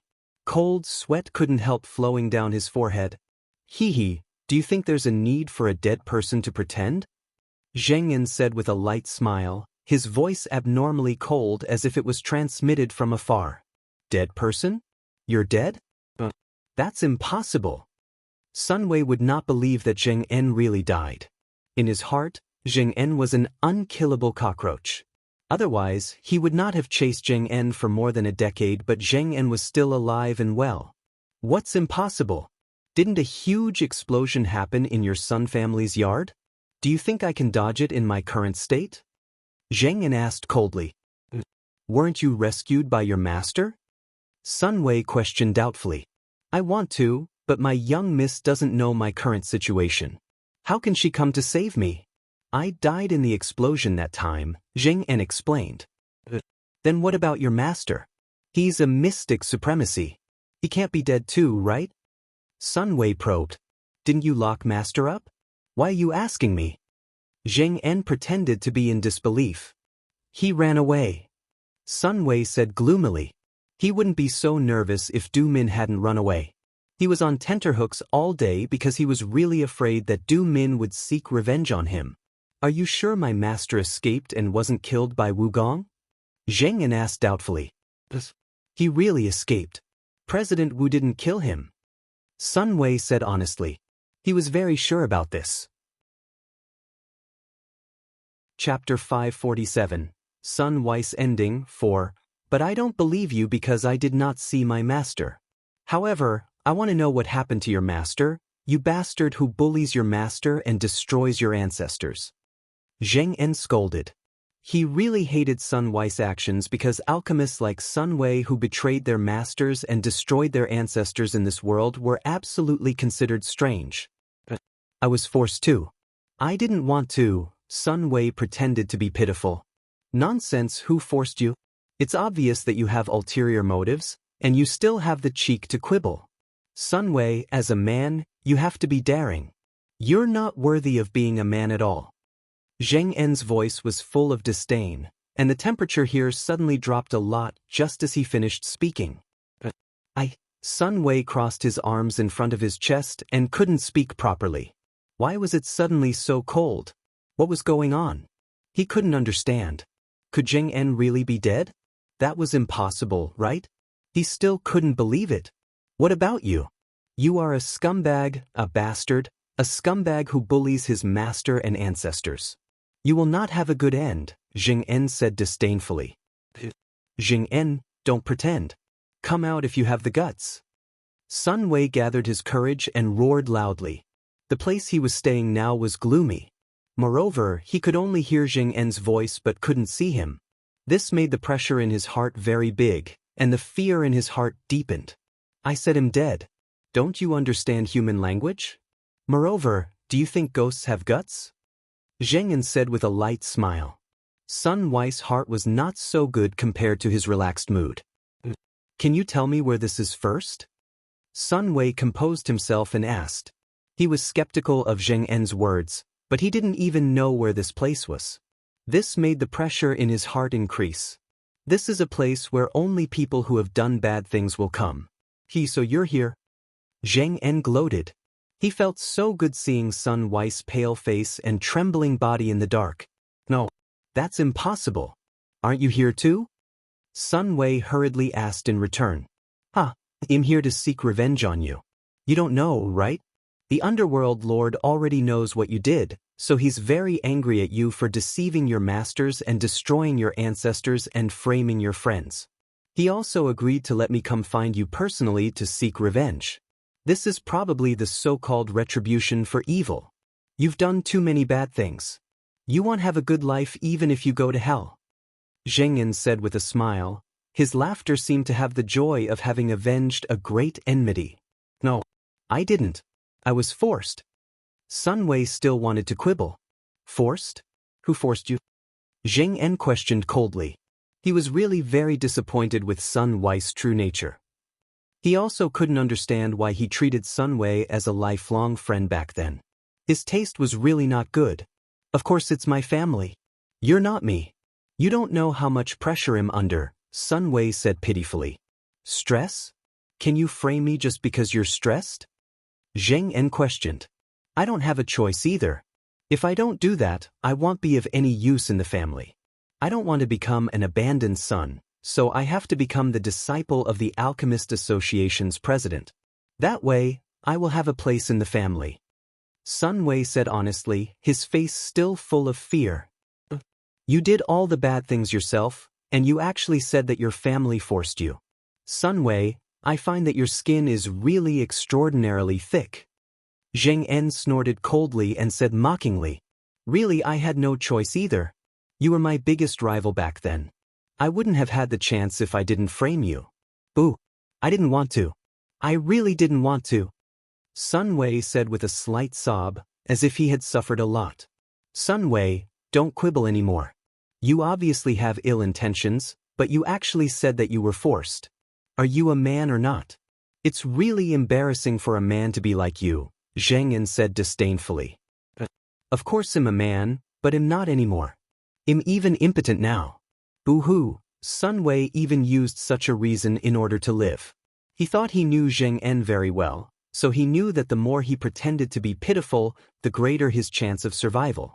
Sun Wei, you're really too shameless. Zheng En was speechless. Sun Wei was really unscrupulous in order to survive. He actually abandoned the dignity of a man. I'm telling the truth. I really am impotent. Boo, Sun Wei cried. This matter was very embarrassing, but it was better than losing his life. Sun Wei, stop pretending to be pitiful. I won't pity you, Zheng En said coldly. Sun Wei really underestimated him. Did he think he was still the overly kind man from back then? Then what do you want? I can do anything as long as you let me go, Sun Wei pleaded. He didn't want to die, boo-hoo. Tell me how you framed me back then. If you satisfy me, I might consider pleading with the underworld lord to let you live. Zheng En said after some thought. He had to let Sun Wei reveal the truth himself. Only then could he completely wash away his innocence. Otherwise, all the arrangements made by Miss would be in vain. Will you really let me go if I tell you? Sun Wei said uncertainly. Of course. The Dark Lord said that this is our personal grudge. He won't pursue it if I'm willing to let you go, Zheng En said very sincerely. Okay, I'll tell you. Sun Wei hesitated but still said. Tell me quickly, I'm listening. Zheng En urged. Zheng En, you are actually a very good friend. I'm sorry, Sun Wei said emotionally. Stop talking about this. I don't want to hear it. Just tell me how you framed me, Zheng En said without any emotion. Do you still remember that patient from back then? Sun Wei asked. Yes, Zheng En answered. How could he not remember? It was said that the patient died because he took the pill he refined. At the same time, it changed his fate. Chapter 548, Reward 1. In fact, that person didn't die at all. He recovered quickly after taking the pills you refined. I gave him benefits, so he was willing to cooperate with me to frame you. Sun Wei explained. He didn't die? Then where is he now? Zheng En asked while suppressing his anger. He really didn't expect his momentary kindness to cause him an undeserved calamity. I don't know either. However, he should be living a good life now because I gave him a lot of money back then, Sun Wei said. Living a good life? Sun Wei, why didn't you kill that person to silence him? Didn't you silence many people who worked for you back then? Zheng En said in puzzlement. I wanted to kill him, but that person was very cunning. He slipped away by himself before I could do anything. I've never found his whereabouts. Sun Wei said gloomily. Alas. He wouldn't have chased Zheng En for more than a decade if that person hadn't disappeared. I didn't expect you to fail as well, Zheng En said coldly. Yes, I didn't expect him to slip away so quickly either, Sun Wei said with slight regret. Sun Wei, you did all sorts of bad things and bullied your master and ancestors. Don't you have nightmares at night? Zheng En asked very curiously. I didn't. I was forced. Sun Wei defended himself. Sun Wei, I've lived for so long, but this is the first time I've seen someone as thick-skinned as you, Zheng En said disdainfully. I had no choice, Sun Wei emphasized. Sun Wei, was there any other reason why you framed me back then besides being jealous of me? Zheng En couldn't understand. If it was just jealousy, he shouldn't have been tortured to death. No. I want to become the disciple of the president of the Alchemist Association. However, your existence is too much pressure on me, so I had no choice but to attack you. In fact, I also treat you as a friend. Sun Wei tried to move him with affection because he thought he knew Zheng En very well. Zheng En had always been a very kind and righteous man in his heart. Otherwise, he would not have successfully framed him back then. Sun Wei, don't insult my intelligence. You've never treated me as a friend. You approached me with a reason from the beginning, Zheng En said very coldly. He really didn't expect Sun Wei to still want to use his kindness now. Alas, did Sun Wei really think he was still the Zheng En from back then? I'm telling the truth. Sun Wei's attitude was abnormally sincere. Sun Wei, no one will believe you anymore, including your master, Zheng En reminded kindly. Master? Where is my master? I want to see my master. Sun Wei heard the word master as if he had grabbed onto a life-saving straw. Sun Wei, don't waste your energy. Your master doesn't want to see you. Zheng En looked at the middle-aged man beside him and said honestly. No. Master won't treat me like this. Sun Wei didn't believe that his master, who had always loved him, would not recognize him. You don't even acknowledge your master anymore. It's only right for your master to treat you like this, Zheng En reminded. I was forced. I was really forced. Master, believe me, save me. I don't want to die. Sun Wei shouted crazily, but he didn't receive any response. Even Zheng En's voice disappeared. In the forest, Lung Ruoxue looked at the dozens of old men with different expressions around her. These old men were the elders of the Alchemist Association who were once locked up by Sun Wei. Sun Wei's master, Ren Li, was naturally among them. Now that you know the truth, do you have anything to say? Lung Ruoxue raised her eyebrows and asked coldly. She wouldn't care about the lives of these old men at all if it weren't for the sake of justice for Zheng En. An elder wanted to say something, but he didn't know how to say it. What? So? Is returning justice to my subordinates making things difficult for you? In that case, there's no need for you to live anymore. Lung Ruoxue said very ruthlessly. You can't kill us. We are respected alchemists. Another elder said in disbelief. Respected alchemists? This is too funny. In my eyes, you are just stray dogs. Since I saved you but you can't be used by me, then there's no point in you living. I don't raise idle people.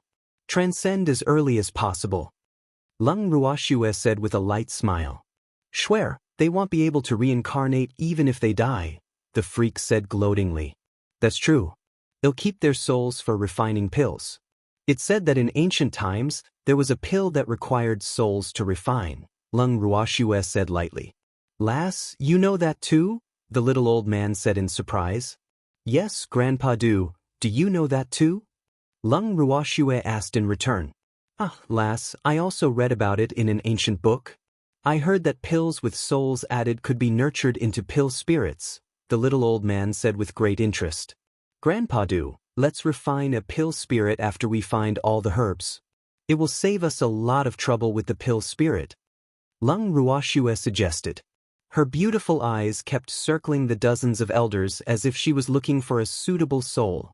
Lung Ruoxue's conversation with the little old man made the hair on the bodies of the elders present stand on end. Ooh, this woman was really too ruthless. They didn't want to be refined into pill spirits. I'm afraid only you can refine an alchemist spirit. Well, my good disciple also has a chance, the little old man said with envy. The conditions for refining an alchemist spirit were very stringent. Apart from having a soul, the requirements for alchemist's flames were also very high. There was no way to refine a soul unless it was a divine flame. Yes, there are so many souls. If we find enough herbs, we should be able to refine many pill spirits. Grandpa do, I'll give each of you one then, Lung Ruoxue said very generously. Lass, I'll wait for you to say that. Leave the soul extraction to me. I know how to do it. The little old man volunteered. These elders really didn't care about face. They actually dared to put on airs at a time like this. The lass would not tolerate them. Chapter 549, Reward 2. Okay, Grandpa do, then he'll have to trouble you to deal with these people first. They occupy too much space. Lung Ruoxue said very disdainfully. She wouldn't have saved them if she knew they were so stubborn. Okay, no problem. Leave it to me, the little old man replied. Then he raised a hand above his head and prepared to attack. Wait. Lung Ruoxue suddenly stopped the little old man before he could do anything. Lass, don't be soft-hearted. Some people are not worth it, the little old man advised. Grandpa Du, you're mistaken. I want them to pay for the rooms and meals over the past few days. I'm not obligated to raise them for nothing, Lung Ruoxue explained with a smile. After saving these people, she hid them in the guest room she booked for Carefree Hall, so she paid for their meals and lodging these few days. Yes, that makes sense. Return the money you owe the girl first, and then I'll deal with you. The little old man nodded and ordered the dozens of elders with very ugly expressions. Your Excellency Du Min, your status in the Alchemist Association is extraordinary. How can you help outsiders bully us? An elder questioned with slight dissatisfaction. In fact, he didn't think Du Min would really kill them, so he was fearless. Outsiders? To me, you are the outsiders, the little old man said emotionlessly, despising these elders who still couldn't see the situation clearly. Your Excellency Du Min, everything is negotiable. It's really a little difficult for us to seek justice for Zheng En now, another elder mediated. What do you mean? The little old man narrowed his eyes and asked lightly. Your Excellency Du Min, you should be aware of the situation in the headquarters. We are also being investigated by the headquarters now, so we have no way to clear Zheng En's name, the elder explained with a troubled expression. Yes. The other elders quickly echoed. Do you mean that you want us to help you snatch back the Alchemist Association headquarters? Lung Ruoxue asked with a light smile, her beautiful face full of realization. These old foxes finally revealed their fox tails. If you are willing to help, we will immediately clear Zheng En's name after we obtain control of the headquarters, the elder said hurriedly. He might not have interacted with Lung Ruoxue for long, but he was very impressed with Lung Ruoxue's methods. You're negotiating with me, Lung Ruoxue said indifferently, no joy or anger on her beautiful face. We just hope that Miss Ling can help, the elder said very sincerely. No. We don't care even if you can't clear Zheng En's name. Anyway, the Alchemist Association has been laid to waste. Isn't it not so important to clear her name? Lung Ruoxue said nonchalantly. The person who could threaten her hadn't been born yet. How could she be threatened by a few disheveled old men? The elders were stunned. None of them expected Lung Ruoxue to refuse so directly. This was a little unexpected and also made them not mentally prepared because this was far from what they had originally imagined. The reason why they didn't immediately agree to return Zheng En's innocence was also because they hoped to hold the initiative in the negotiation. However, Lung Ruoxue actually didn't play according to the rules.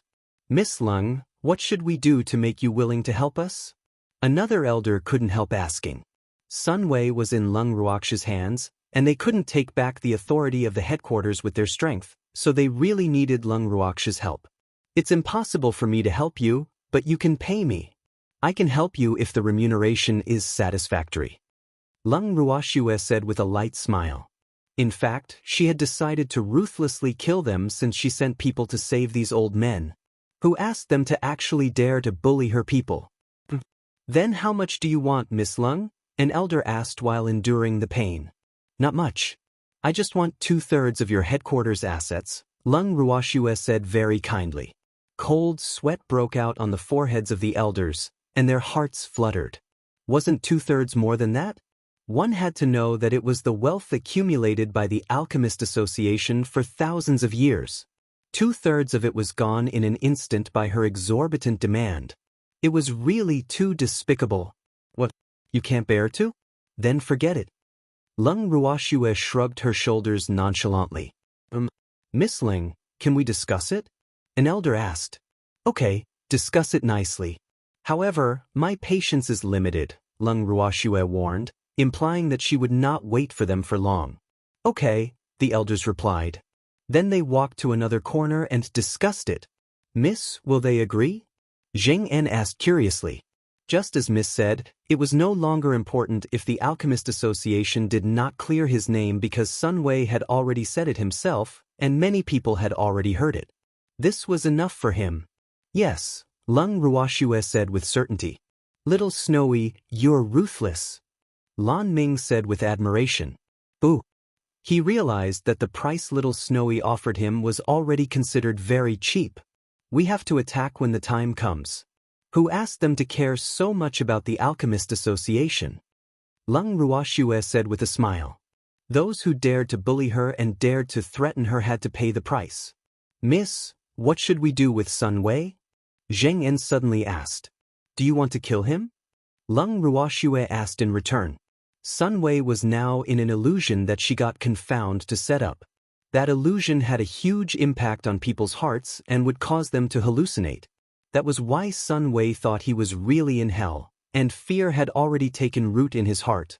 No, I don't want to dirty my hands. Zheng En thought for a while and said. In fact, he really wanted to kill Sun Wei with his own hands previously, but now he felt that there was no need because Sun Wei's spirit in the illusion had already been greatly stimulated. There was no sense of accomplishment even if he killed Sun Wei now. Chapter 550, Reward, 3. Then hand him to confound. Leng Ruoxue signaled the little white snake wrapped around her wrist to get rid of Sun Wei after speaking. The little white snake understood and quietly slid down Leng Ruoxue's wrist, crawling toward the illusion it had set up. Half an hour later, the elders of the Alchemist Association returned to Leng Ruoxue and the others. Miss Leng, we've already discussed it.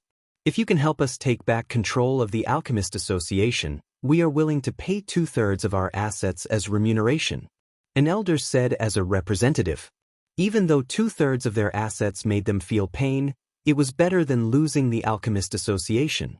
Those who know the truth are outstanding. Your decision is wise, Leng Ruoxue praised.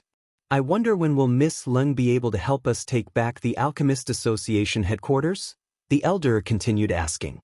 Anytime if you're not afraid of Wu Gong finding trouble with you, Leng Ruoxue replied with a light smile. The elder was a little depressed because they were not sure if Wu Gong would cause trouble for them now. However, they wanted to take back the headquarters quickly. Ooh, how conflicted. You have to think carefully. Leng Ruoxue reminded. Miss Leng, we've decided to take back the headquarters as soon as possible. The elders exchanged glances before an elder spoke. Okay, but I can only cooperate with you in the dark. The main force to snatch back the Alchemist Association is you. Leng Ruoxue said. Okay. The elders nodded. Wu Gong's problem was not resolved. They couldn't ask Leng Ruoxue to help openly. They didn't want to be Wu Gong's first target. Then plan carefully. Tell me if you need my cooperation. By the way, don't forget to pay for the room and food. Leng Ruoxue said in a good mood. The elders were collectively speechless. They had already paid 2/3 of the Alchemist Association's assets as remuneration. Why did Leng Ruoxue still remember the small money for rooms and meals? Sun Wei's matter has been resolved. Let's return to the inn quickly. Leng Ruoxue pulled the freak directly out of this uninhabited forest, Zheng En and the others following closely behind. Leng Ruoxue and the others walked directly into the living room after returning to the carefree pavilion. After sitting in the chair, Leng Ruoxue looked around at everyone in the hall and said, Song Di, you did well. Thank you for the compliment, Mississippi. Is there anything else you need us to do? Song Di asked expectantly. Their mission was relatively easier because Sun Wei was too weak and there were no powerful experts around him. Have you dealt with Sun Wei's subordinates? Leng Ruoxue asked. It's been settled, Song Di reported. Oh, then go and help those elders from the Alchemist Association. Leng Ruoxue said after some thought.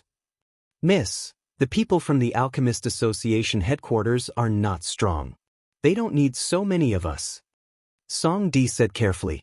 In fact, he wanted to help Big Brother Cheng and the others deal with Wu Gong, but he didn't know if Miss would agree. Then go and help Cheng Wu. The others will help those elders, Leng Ruoxue said understandingly. Miss, we also want to, a mystic sovereign said with some difficulty. He stopped mid-sentence.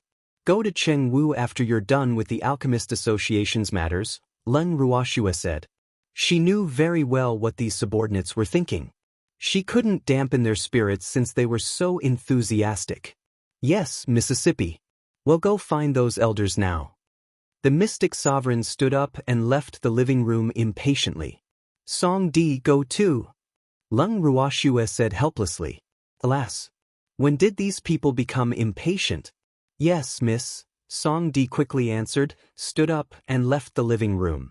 Ah, lass, your subordinates are quite proactive in their work, the little old man said with a face full of envy. If the elders of the Alchemist Association headquarters were like these people, the Alchemist Association would not have become like this. Grandpa Do, I caused the Alchemist Association to bleed profusely. You won't blame me, right? Lung Ruoxue asked calmly. No. Hee, it's better than letting those assets enter your pocket than letting those ingrates benefit. Moreover, didn't you leave a third of it for them? It's enough for them to rebuild the headquarters. The little old man said very generously. It was very easy for alchemists to earn money, so he had never taken those worldly possessions seriously. Hee, it's good that Grandpa Do doesn't blame me. It's getting late. Let's rest early. Lung Ruoxue said as she looked at the sky. Okay. Everyone nodded and then returned to their rooms to rest. Lung Ruoxue and the freak entered the bracelet directly after returning to their room. Schwer, will the matter of the Alchemist Association be resolved tomorrow? Empty, who was waiting for them on the stone chair in front of the purple bamboo hut, asked. That will depend on the abilities of those elders. Lung Ruoxue said with a smile. Aren't you going to help them think of some way? Empty asked curiously. Not only are those old men stubborn, but they also want to play mind games with me. I don't care. However, I've already sent a few mystic sovereigns to help them. As for when I can regain control of the Alchemist Association, it's not up to me to decide, Lung Ruoxue said with a light smile. Schwer, don't you want to receive the money early? Empty asked with a smile, his smiling black eyes full of teasing. I'm not in a hurry. Anyway, Wu Gong's matter isn't over yet. If those old men dare to renege on their debts, he'll send someone to inform Wu Gong. Wu Gong will be happy to cause trouble for them if he can't find us. Lung Ruoxue smiled evilly. However, she was very confident that those self-righteous old men would not dare to renege on their debts. Schwer, you're so bad. Empty said happily. Those stubborn old men from the Alchemist Association were unlucky to have encountered Schwer. I respect people tenfold if they respect me. Those old men are not sincere at all. I saved them, but they still play mind games with me. Will I still be Lung Ruoxue if I don't teach them a lesson? Lung Ruoxue said nonchalantly. She had to take revenge for her enmity. Whoever provoked her would not have a good life. Chapter 551. A Good Thing That Fell from the Sky. 1. Those old men have been in high positions for many years, so they naturally want to take others seriously. They deserved it. Empty gloated. Empty, what should we do with the people from the Mystic Association? Lung Ruoxue suddenly asked when she saw that nothing was wrong. Schwer, this is your business. Why are you asking me? You can decide for yourself. Empty said. Really? Then I've decided to destroy the Mystic Association headquarters. Lung Ruoxue said a little ruthlessly. What she meant by destroying was that there would be no Mystic Association headquarters on the boundless heaven continent in the future. She didn't believe that Empty wouldn't feel heartache. Schwer, there's no need to do that, right? There might be black sheep in the Mystic Association headquarters, but that was only done by some people after all. If we destroy the Mystic Association headquarters, then there won't be any place to transmute spiritual power in the future, Empty advised. Alas, he didn't want to see the Mystic Association headquarters disappear from the boundless heaven continent. There's nothing we can do. The Mystic Association has been under Wu Gong's control for many years. The president is in seclusion. If Wu Gong dies, won't the Mystic Association be leaderless? Lung Ruoxue said helplessly. In fact, I think you can take over the Mystic Association headquarters, Empty suggested. He could be at ease if Schwer took over the Mystic Association headquarters. I don't want to. You know I'm most afraid of trouble. Lung Ruoxue hurriedly refused. She had a headache even in Myriad Mountain City. She would definitely go crazy if she took over the Mystic Association headquarters. But I think you're the most suitable candidate, Empty said with a light smile. Aren't you thinking too much? Wu Gong isn't dead yet, and the mystic association is still under his control. The freak who had been listening to their conversation rolled his eyes and said speechlessly, "This is called preparing for a rainy day." Lung Ruoxue said with a light smile, her beautiful face full of calculations. "Yes, the fate of the Mystic Association headquarters is destined. Therefore, we have to think about it first. After all, this concerns the numerous mystics on the boundless heaven continent." Empty echoed. The effects on the mystics would be inestimable without the Mystic Association headquarters. Therefore, he had to think of a way to minimize this effect. It's not too late to think about it after Wu Gong dies. If there's really no other way, let Lan Ming manage the Mystic Association headquarters for the time being. Don't forget that his master is the president of the Mystic Association headquarters. The freak reminded. Lan Ming? His strength is too low. I'm afraid it will be difficult to convince everyone. Empty frowned and said after some thought. Destroy everyone who isn't convinced. Let's see who still dares to say anything. The freak suggested. You're ruthless enough, but what you said makes sense. Empty said after some thought. Then let Lan Ming take over the mess in the Mystic Association after Wu Gong dies. Lung Ruoxue gloated. Little Lan Lan would be troublesome in the future. She didn't care who took over as long as she didn't have to care. Poor little Lan Lan, your fate has been decided by the three of you irresponsible fellows just like that. Alas.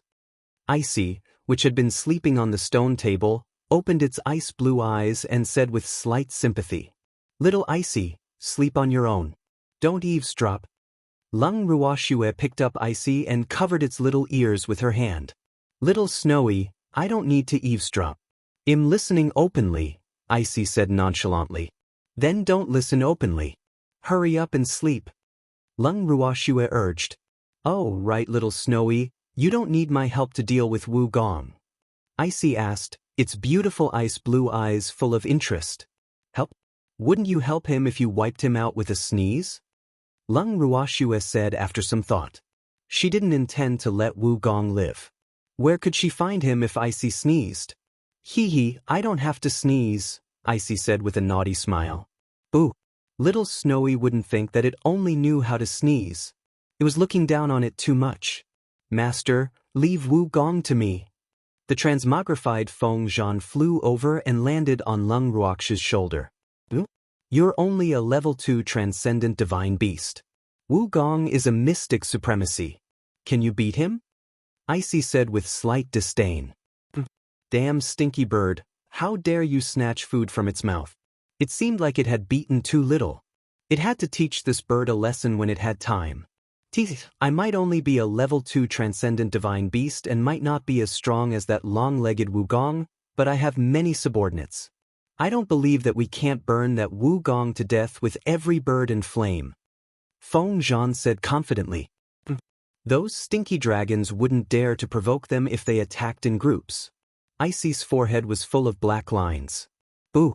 It was not a match for these stinky birds in a group battle. Alas. It was good to have many beasts. Poor lonely person. Schwer, I realize that your beasts are even more ruthless. 2 drops of cold sweat dripped down Boundless' forehead. Alas. Not to mention Wu Gong, even he couldn't stand the southern spirit flame of the Fire Phoenix clan. And each bird had a mouthful of southern spirit flame? Then Wu Gong probably wouldn't even have ashes left. He felt some pity for Wu Gong now. Of course.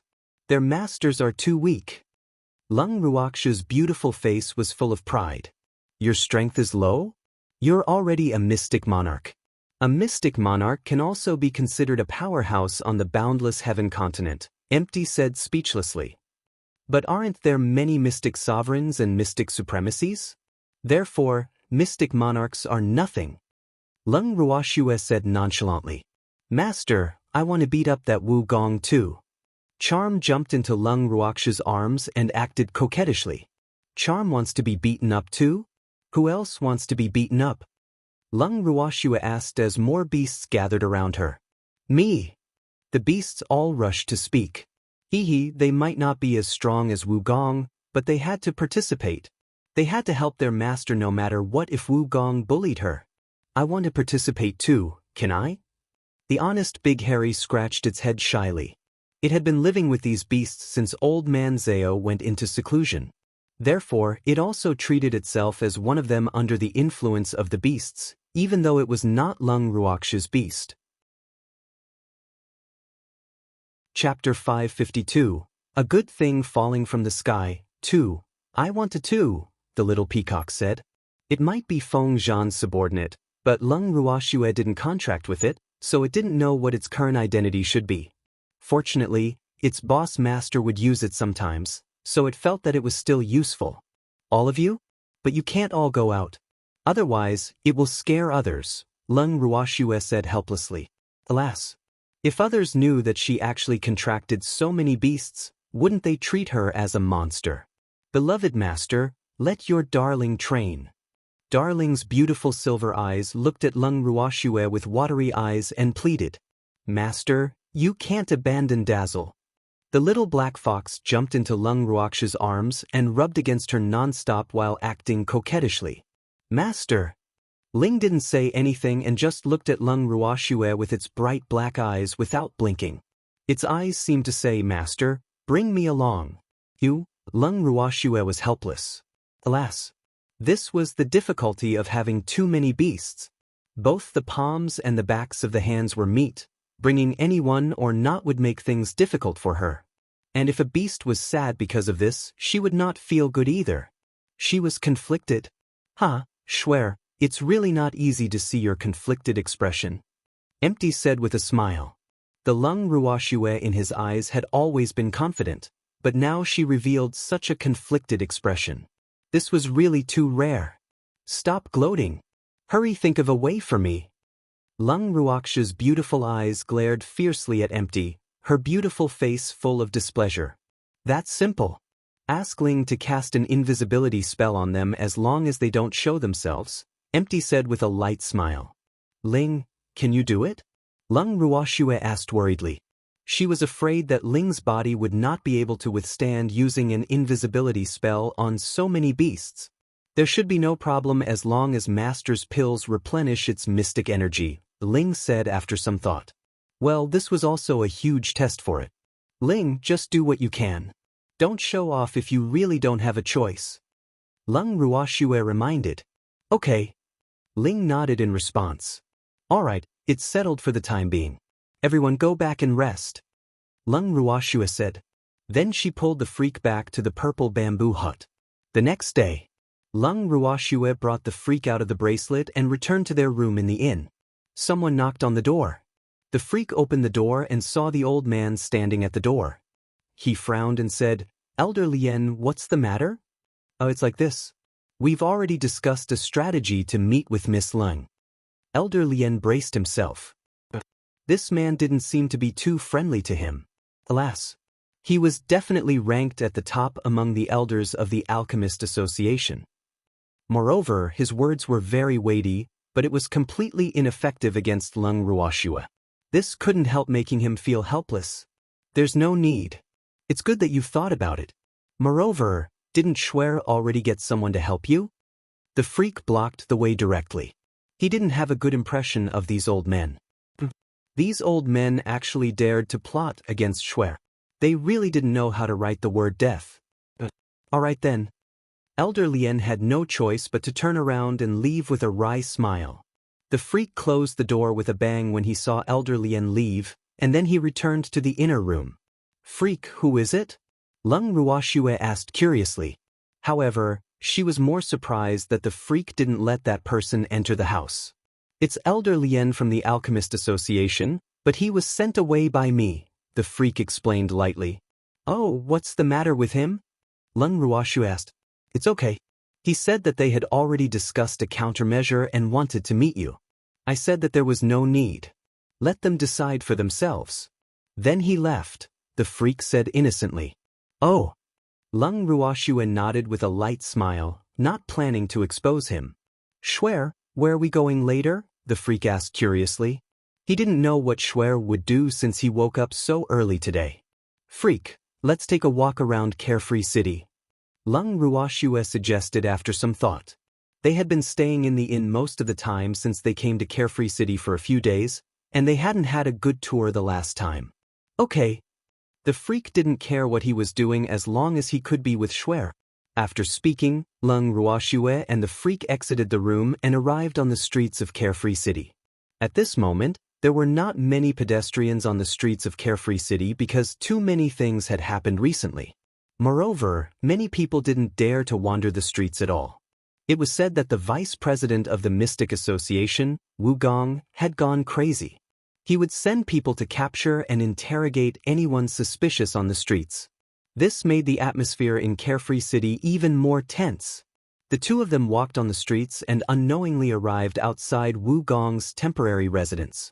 Leng Ruoxue and the freak's eyes met as they looked at the slightly shabby yard wall. They looked at each other and smiled. Then they took out a few explosive balls from their rings and buried them in the corner outside the yard wall. Ling, help us turn invisible. Leng Ruoxue summoned Ling and ordered while no one was around. Yes, master. Ling answered and cast an invisibility spell for the two of them. Ling, do you know where Qing Wu and the others are hiding? Leng Ruoxue asked softly. Ling had been following Qing Wu and the others for a while and had only been summoned back 2 days ago. Yes, I know, Ling replied and led the way, leading Leng Ruoxue and the freak to the empty room where Qing Wu was hiding. Miss, why are you here? Qing Wu and the others were discussing their next step in the room.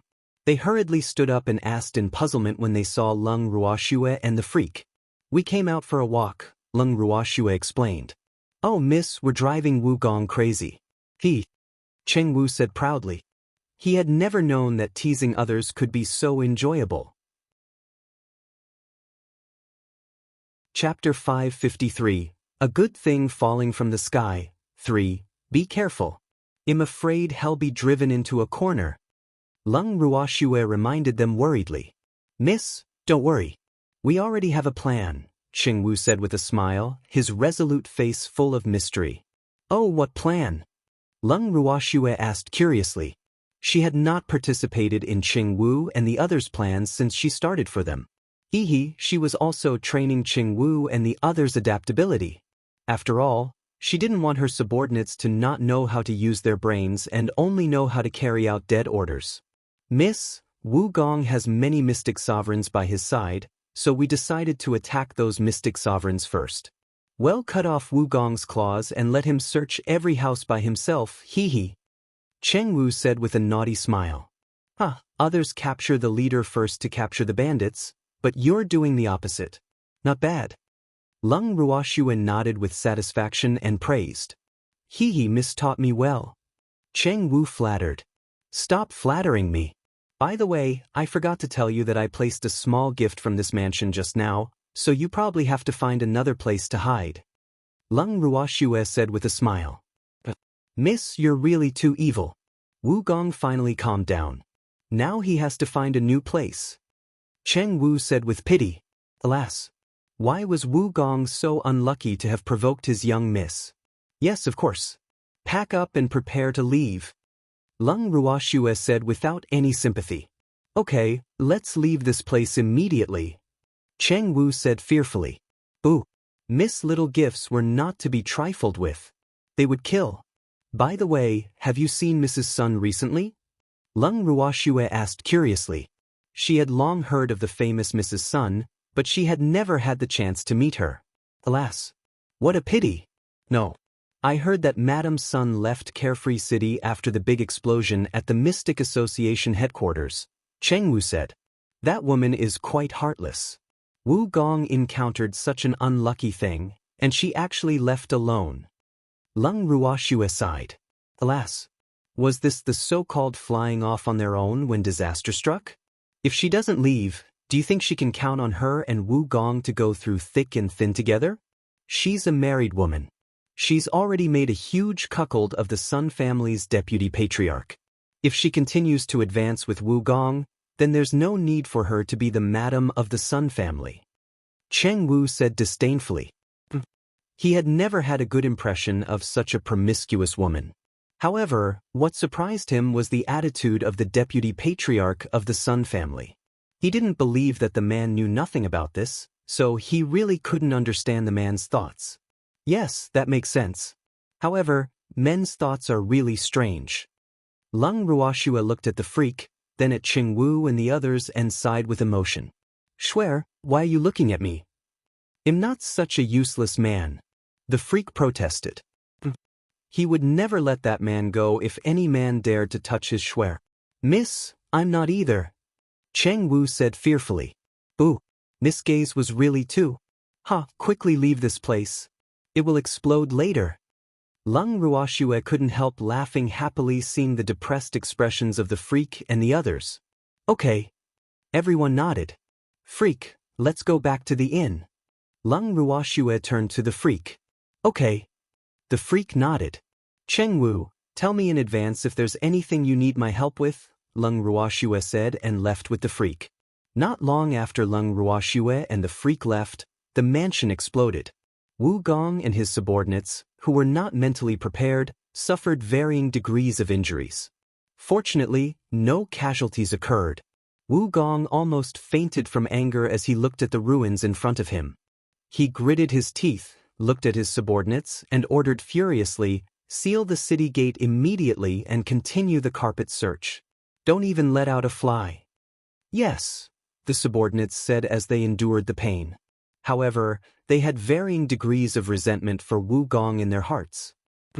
Would they have been treated like this if Wu Gong hadn't offended someone?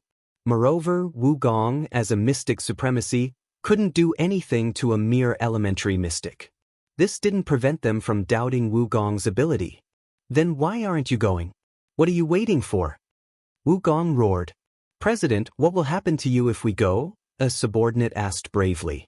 Now that they were all injured and didn't have a place to stay, he felt that they should find a place to stay first and search for Lung Ruoxue and the others. Don't worry about me.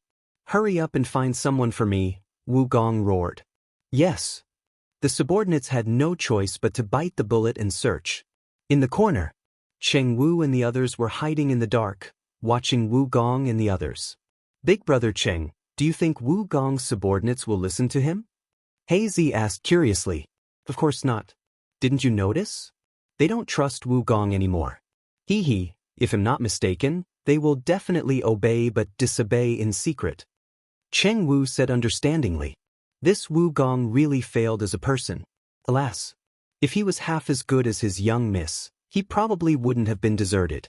Obviously, Wu Gong was not far away. Big brother Cheng, should we watch Wu Gong or his subordinates? Song Di couldn't help asking. Go deal with his subordinates. I'll watch over Wu Gong. Cheng Wu said after some thought. Okay, be careful. Song Di nodded. Then he led his men and quietly followed Wu Gong's group. Lung Ruoxue and the freak went directly to the living room after returning to the carefree pavilion. Lan Ming, Jing En, and the little old man were sitting in the living room chatting. After seeing Lung Ruoxue and the freak, the little old man asked curiously, Lass, where did you go? I went out for a walk, Lung Ruoxue replied. Then she found a chair with the freak and sat down. Chapter 554. A good thing that fell from the sky, for, Miss, I saw Lan Ninger leave Carefree City when I went out just now. Jing'an said. Oh, so be it. Lung Ruoxue said nonchalantly. She wanted to kill Lan Ninger, but she couldn't say this in front of Lan Ming. After all, Lan Ninger was a member of the Lan family no matter how bad she was. Little Snowy, I think Lan Ninger won't dare to return to the Lan family anymore, Lan Ming guessed. That might not be the case. Don't underestimate Lan Ninger's thick skin. Lung Ruoxue said in realization. But with what she did, she won't have a good life even if she returns to the Lan family, Lan Ming said understandingly. Super families like the Lan family were very prideful, so Lan Ninger would not have any status in the Lan family anymore. Little Lan, I don't care how your Lan family will treat her. I just hope she doesn't provoke me.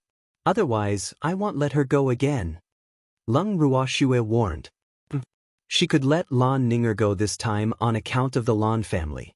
However, if Lan Ninger didn't repent, then don't blame her for being rude. Little Snowy, if you want to get rid of her, you better do it secretly. Otherwise, some old fellows from the Lan family will definitely not ignore it, Lan Ming reminded. Yes, I will. Lung Ruoxue nodded very seriously. Hee hee, little Snowy, what's the next step? Lan Ming asked very curiously. I don't know. I don't have any plans. Lung Ruoxue shrugged innocently. Little Snowy, don't be like this. Tell me. Lan Ming pleaded with a bitter face. Really not. I've handed everything to Cheng Wu and the others to handle now. I'm just leaving everything to them, Lung Ruoxue said with a smile, her beautiful face full of pride. Little Snowy, why didn't you let me participate then? Lan Ming asked in puzzlement. Boo. Little Snowy's plans were all hidden from him. It felt very uncomfortable not letting him know. Your strength is too low and your IQ is low, so you can only be an audience. Lung Ruoxue looked at Lan Ming carefully for a while, and then said very cautiously. I admit that I'm weak, but how is my IQ low? Boo-hoo. Lan Ming's handsome face was full of grievance. Little Snowy said that he was weak, but did it mean that he was stupid? He was so depressed. Weak in every way. Lung Ruoxue glared at Lan Ming and said without giving him any face. Ah. Lan Ming was conflicted, so depressed that he wanted to scratch the wall. Little Snowy was really too evil. Hee hee. Jing En and the little old man couldn't help covering their mouths and laughing secretly when they heard Lung Ruoxue's words. You're still laughing? How inhumane. Lan Ming looked at the two secretly happy people and complained. Hee hee, little Lan president, our miss is the head of the family. You just have to listen to whatever miss says. Don't refute her. Otherwise, you will be the unlucky one. Zheng En reminded very kindly. Boo. I know you all belong to the same country and only know how to bully me. Lan Ming felt wronged, very wronged. Alright, stop pretending. Little Lan, prepare to take over the Mystic Association headquarters. Lung Ruoxue's words were like a bomb, blasting Lan Ming's mind into a blank. After speaking, Lung Ruoxue dragged the freak out of the living room very irresponsibly. After a long while, Lan Ming's consciousness slowly recovered. He looked at Jing En and the little old man in the living room and couldn't help asking, what did little Snowy say just now? Miss said to prepare you to take over the Mystic Association headquarters. Jing En said. He approved of Miss' words very much now. Lan Ming's intelligence was indeed a little weak. Moreover, his tolerance was very low. But I'm just a mystic monarch. I can't, Lan Ming said reluctantly with a bitter face. If Miss says you can, then you can. Don't refute. Otherwise, Miss will be angry. And once Miss is angry, you will be in trouble. Zheng En threatened. Lan Ming was depressed again. He was even more depressed than when Lung Ruoxue said that he was mentally weak. Boo. He could reluctantly accept being the president of the branch. However, he was not mentally prepared now if he were to manage the headquarters. Moreover, he did not think that the elders in the headquarters would submit to him. After all, where was his strength? Bratlan, I think this girl's idea is good. Your master is the president of the Mystic Association headquarters. As his disciple, it's only logical for you to take over the headquarters. The little old man explained. I know. Lan Ming nodded helplessly. Then why are you complaining like a little wife? Hurry up and go back to your room to wash up and prepare to take over the Mystic Association headquarters. You have to know that this is a good thing that fell from the sky. No one can ask for it. Zheng En said with envy. Boo. The pie is too big. I can't eat it now. Zheng En, if you're envious, why don't I give you this opportunity? Lan Ming hurriedly said. The current him wanted to throw this hot potato out even more. How can that do? Your master is the president of the Mystic Association headquarters. What will happen if I take over the headquarters? Zheng En refused. He didn't want that big package. It's okay. I'll explain to master after he comes out of seclusion, Lan Ming advised stubbornly. That won't do either. I want take over. Mystics is only my second profession. I mainly work as an alchemist. If I take over the Mystic Association headquarters, I will be neglecting my main profession, Zheng En said evasively. What if your master agrees? Lan Ming looked at the little old man expectantly. My master won't agree. Zheng En said very confidently. Hee, his master wanted him to take over the Alchemist Association, but he refused, let alone the mystic association. Yes, I won't agree. Otherwise, the Alchemist Association headquarters would have been his long ago. The little old man said very cooperatively with his disciple. If Lan Ming wanted to continue persuading but was interrupted by Zheng En. President Little Lan, don't have any ideas about me. I want to wander around with Mississippi. It's impossible for me to stay in the same place. Zheng En said bluntly. Chapter 555.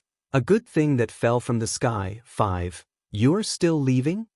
Lan Ming asked with some displeasure in his heart. Boo! Was he going to be abandoned again? These baddies. Of course.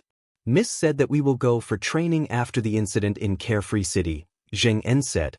Miss and the others wanted to improve their strength as soon as possible, and training was the best way to improve their strength. What about Myriad Mountain City? Lan Ming couldn't help asking. Aren't there Cheng Wu and the others? Myriad Mountain City will depend on them in the future, Zheng En explained. His feelings for Miss had already risen to a new height since Cheng Wu and the others told him about Myriad Mountain City. Zheng En, do you really intend to go for training after settling the matter here? Lan Ming confirmed with a long face. Of course. President Little Lan, do you think I'm joking with you? Zheng En asked helplessly. Alas. Lan Ming didn't have to put on such a dead look when he heard that they were leaving. People who didn't know the truth would think that they had abandoned Lan Ming. No, I'm just not mentally prepared, Lan Ming said uncomfortably. A feeling of being abandoned slowly emerged in his heart.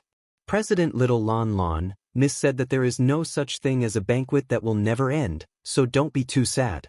Be good. Zheng En coaxed patiently. Alas. I'm going back to my room first. Lan Ming sighed, then stood up and said lightly. He needed to be alone for a good time. Master, could he be suicidal? Zheng En couldn't help asking as he looked at Lan Ming's slightly lost back. Hard to say, the little old man gloated. Master, why do you seem so happy? Zheng En's forehead was full of black lines. Because I'm experienced and understand his feelings, so I'm very happy whenever I see someone struggling like I did back then, the little old man explained. Master, what's with your heart? Zheng En was speechless. Alas. He had always thought his master was a serious person.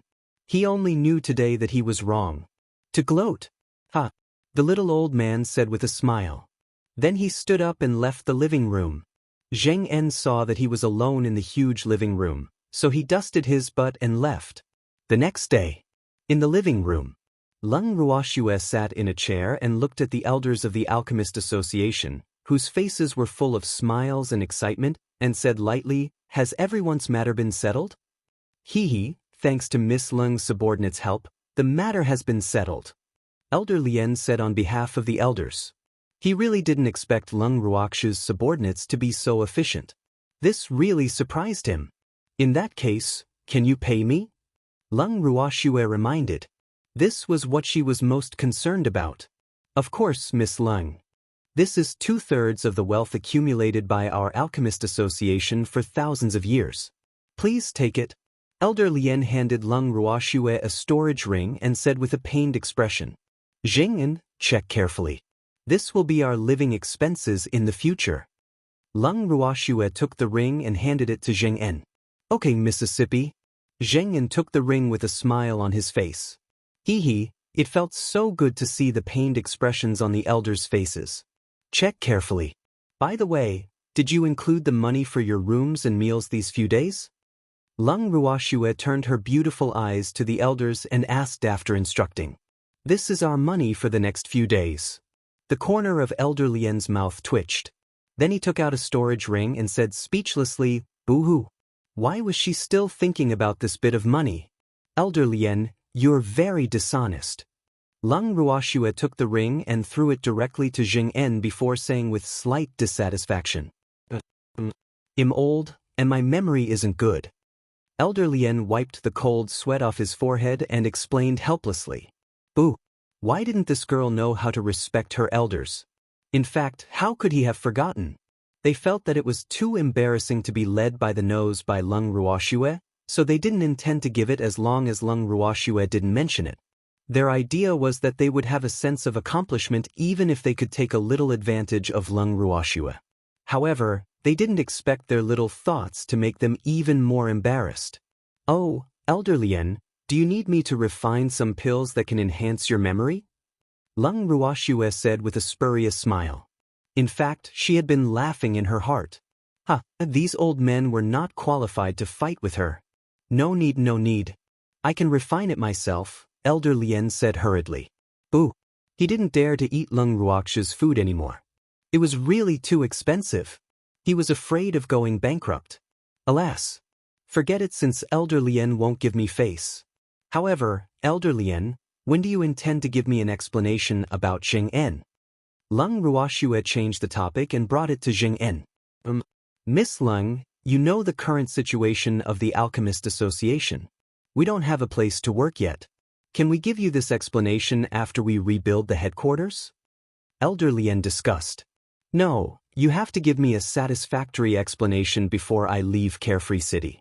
Otherwise, don't blame me for falling out with you. Lung Ruoxue warned. These old men's evasion made her very displeased because in her opinion, this was only clarifying Jing En's innocence to the entire boundless heaven continent and informing the various Alchemist Association. There was no difficulty at all. The efficiency of these people's work was really too poor. All right then. The company commander's little heart trembled as he answered. Boo! He had decided to stay away from this demon from now on. Elders, is there anything else? Lung Ruoxue asked with a light smile. 2 words were written on her beautiful face. Send the guests out. Oh, we're fine. We'll take our leave first. The company commander said. He had never seen Lung Ruoxue treat guests like this in his life. She actually chased them away without even letting them sit, let alone taking a sip of water. Boo! What kind of people were these? Chapter 556. A good thing that fell from the sky. 6. Wait. Lung Ruoxue suddenly called out to them before the elders of the Alchemist Association were about to leave the living room. Miss Lung, is there anything else? Elder Lien asked in puzzlement. Zhengyan, their remuneration isn't bad, right? Lung Ruoxue turned to Zhengyan. Yes. Zheng En suppressed his smile and replied. Miss was really too evil. However, he knew that the reason Miss did this was to vent for him. Oh, that's good. Elder Lien, you can leave now. Lung Ruoxue seemed to be relieved when she heard Jing En's words. Then she said to Elder Lien and the others whose faces were a little blue. We'll take our leave. Elder Lien suppressed his anger and left the living room with the elders. Alas! Aren't you afraid that they will bear a grudge if you do this? The little old man couldn't help asking with a smile after Elder Lien and the others left. Don't be afraid. If they dare to play any more tricks, I'll directly deal with them, Lung Ruoxue said without any emotion. Swear, don't worry. Those elders don't have the guts to plot against you anymore, Empty said with a light smile. Yes. Lung Ruoxue nodded in agreement. Miss. Lung Ruoxue and the others were chatting when Blackie ran in anxiously. What's the matter? What happened? Lung Ruoxue couldn't help asking when she saw Blackie's nervous expression. Miss, Big Brother Cheng and Wu Gong are fighting. And he's injured. Hey Z shouted worriedly. Why did they start fighting? Isn't he invisible? Lung Ruoxue stood up and asked in puzzlement. I don't know how Wu Gong found him. We saw the 2 of them fighting when we returned after cleaning up Wu Gong's subordinates. Big Brother Song and the others have already gone to help and asked me to inform Miss, Hazy said while panting heavily. Let's go take a look. Lung Ruoxue looked at everyone in the hall. Okay. Everyone nodded and then left the living room with Lung Ruoxue. After Lung Ruoxue and the others arrived at the location of the fight, they saw several mystic sovereigns surrounding Wu Gong, who was cursing loudly. You cowardly turtles, do you dare to fight me one-on-one? Wu Gongho roared. He was really angry. He had finally discovered the whereabouts of the people who were secretly causing trouble, but he didn't expect there to be so many people. Moreover, they were all mystic sovereigns. He might be a mystic supremacy, but he couldn't withstand the group attacks of so many mystic sovereigns. Why should we fight you one-on-one? You, a mighty mystic supremacy, actually want a mystic sovereign to fight you one-on-one. Aren't you embarrassed? If I were you, I would have bought a piece of tofu and committed suicide a long time ago. It would be embarrassing to live anyway. Song Di shouted rudely. The other mystic sovereigns let out low mocking laughter as soon as Song Di finished speaking. Everyone looked at Wu Gong with contempt. Are you all so capable of surrounding me? Wu Gong was so angry that he was about to vomit blood. He kept complaining in his heart. Where did those damn subordinates go? Why didn't they scram back quickly? At this moment, he didn't know that his subordinates had already seen the gods. We're weak, so what can we do? Song Di said nonchalantly. He agreed with Miss very much now. As long as they could win, the process was not important. Wu Gong was so angry that he couldn't speak. Suddenly, he glanced at Leng Ruoxue and the others, who were walking over. He couldn't help but say angrily, Du Min, it's really related to you. Yes, it has to do with me. Can't I? The little old man asked with a chuckle, his face full of schadenfreude. How dare you repay kindness with ingratitude by staying in the territory of our carefree city? I've decided. I'll expel you on behalf of the Mystic Association. Wu Gong glared fiercely at the little old man and roared. Are you sure you have the right? The little old man asked mockingly. Of course. I'm the vice president of the Mystic Association. I call the shots in the Mystic Association, Wu Gong said confidently. You also know that you're the deputy? Then do you still remember that you have a president above you? The little old man reminded coldly. The president has been in seclusion for many years. Who knows if something happened? I'm the eldest in the Mystic Association now. Wu Gong emphasized. Nonsense, you're the one who had an accident. Lan Ming couldn't help cursing when he heard Wu Gong curse his master. Who are you, ugly freak? Wu Gong glared and questioned. Damn it, how dare you scold me? I won't let this ugly man go. I'm Lan Ming. Lan Ming gave his name directly. Then his lips curled into an intriguing smile as he looked at Wu Gong.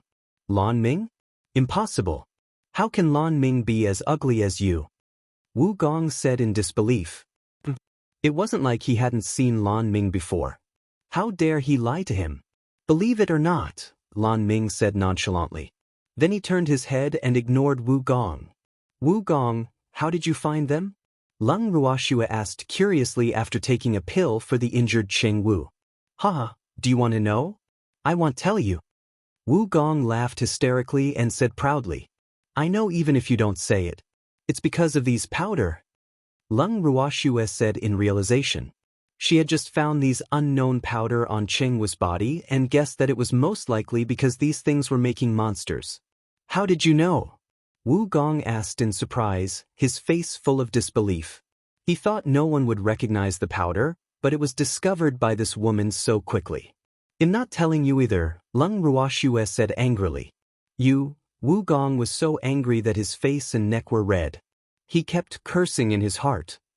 How can there be such a despicable woman? What about me? Wu Gong, today is your death date. Enjoy the last moment of your life.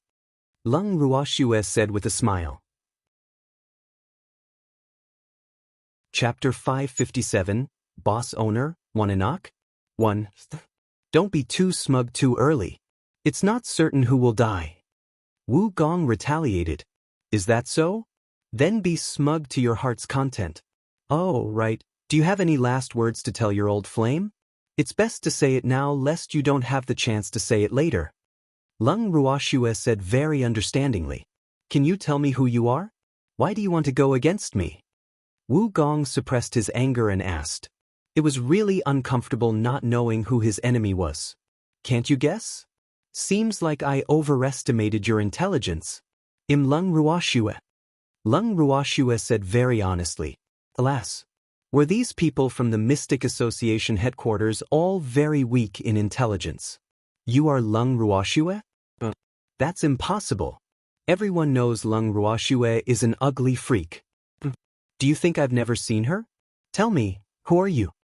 Wu Gong didn't believe the words of this drop-dead gorgeous woman in front of him. His first reaction was that this woman was lying to him. Believe it or not, I don't care. Lung Ruoxue said nonchalantly and then summoned her beast. Charm, Feng Zhan, I'll leave this old thing to you. Lung Ruoxue said to her cute beasts with a light smile. Master, don't worry. Well, definitely let him have an unforgettable memory, Feng Zhan promised with a naughty smile. Okay, Song Di, you can leave.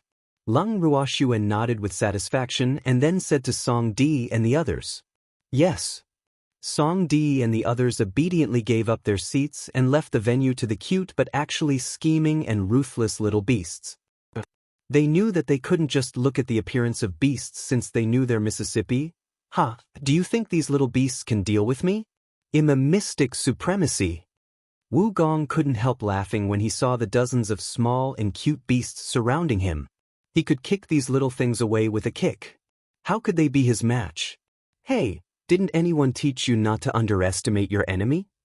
Charm reminded very elegantly, killing intent flashing in its purple eyes. Underestimate your enemy? I can kick your little things away with a single kick. How can you be worthy of being my enemies? Wu Gong said with contempt. You want to kick us away with a single kick? How big must your foot be? Wu Gong, if you can't kick us away, every beast of ours will trample you into meat paste. Charm said without anger, a faint smile hanging on its fluffy little face. Charm, cut the crap with him. Let's attack. Feng Zhan said impatiently. What's the rush? Didn't I already attack? We can save trouble if we can destroy him with words. Charm said with a light smile. It was an intelligent beast. Fighting was too barbaric. It had to use more brains in the future. That makes sense. Let's anger him to death. Feng Zhan nodded in agreement. Infuriating. This is Darling's specialty. Darling said proudly. What are you so smug about? What's the point of living if you don't know how to anger people these days? Dazzle said very disdainfully. I don't know how to anger people. I just anger people to death directly, Ling said in distress, her tangled little face almost frowning. Get lost. The beasts roared in unison. Master, they were fierce to me. Tears welled up in Ling's eyes as she crawled into Lung Ruoxue's arms to seek comfort. Don't be scared. Lung Ruoxue comforted with 2 drops of cold sweat on her forehead.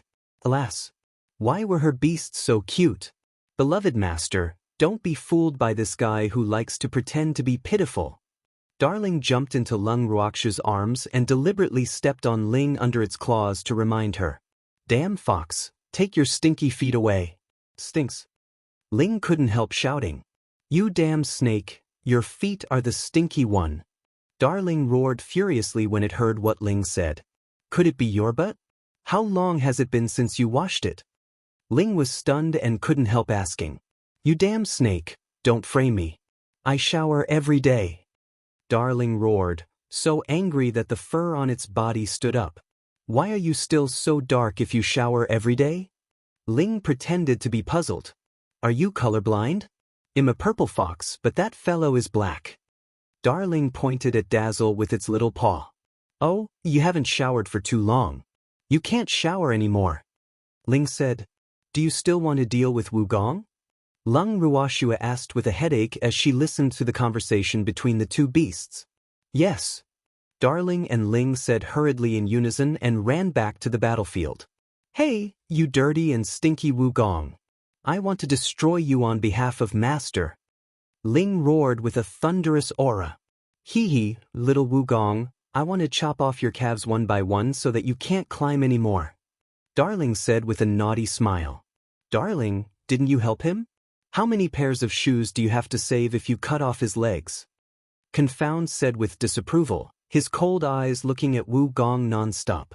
That's true. Then I'll keep his legs and chop off his claws, Darling said after some thought. Darling, is there a difference between Wu Gong's claws and legs? Feng Zhan asked doubtfully. I don't think so. Darling said with a chuckle, its expression very wretched. Damn it, are you done talking? Wu Gong felt blood rush to his head as he listened to the little beast's discussions. He couldn't control the anger in his body. Let's discuss whether to chop off your claws or legs. Darling said calmly. Damn it, you're dead meat. Gong roared in anger. Could he wait? He would really be angered to death by these seemingly cute but actually vicious little beasts. Gong is going to kill the beasts. Everyone run. Darling suddenly shouted. Then the beasts cooperated and began to run around Gong. Gong was dizzy from them in a moment. You're tuning in to the Passion Pages YouTube channel. We're so grateful for your support, and don't forget to subscribe to join us on this incredible journey through captivating stories. Your generosity through donations truly makes a world of difference, as it's the primary source of revenue that allows me to expand and enhance this channel for you. Thank you from the bottom of my heart for being a part of this adventure.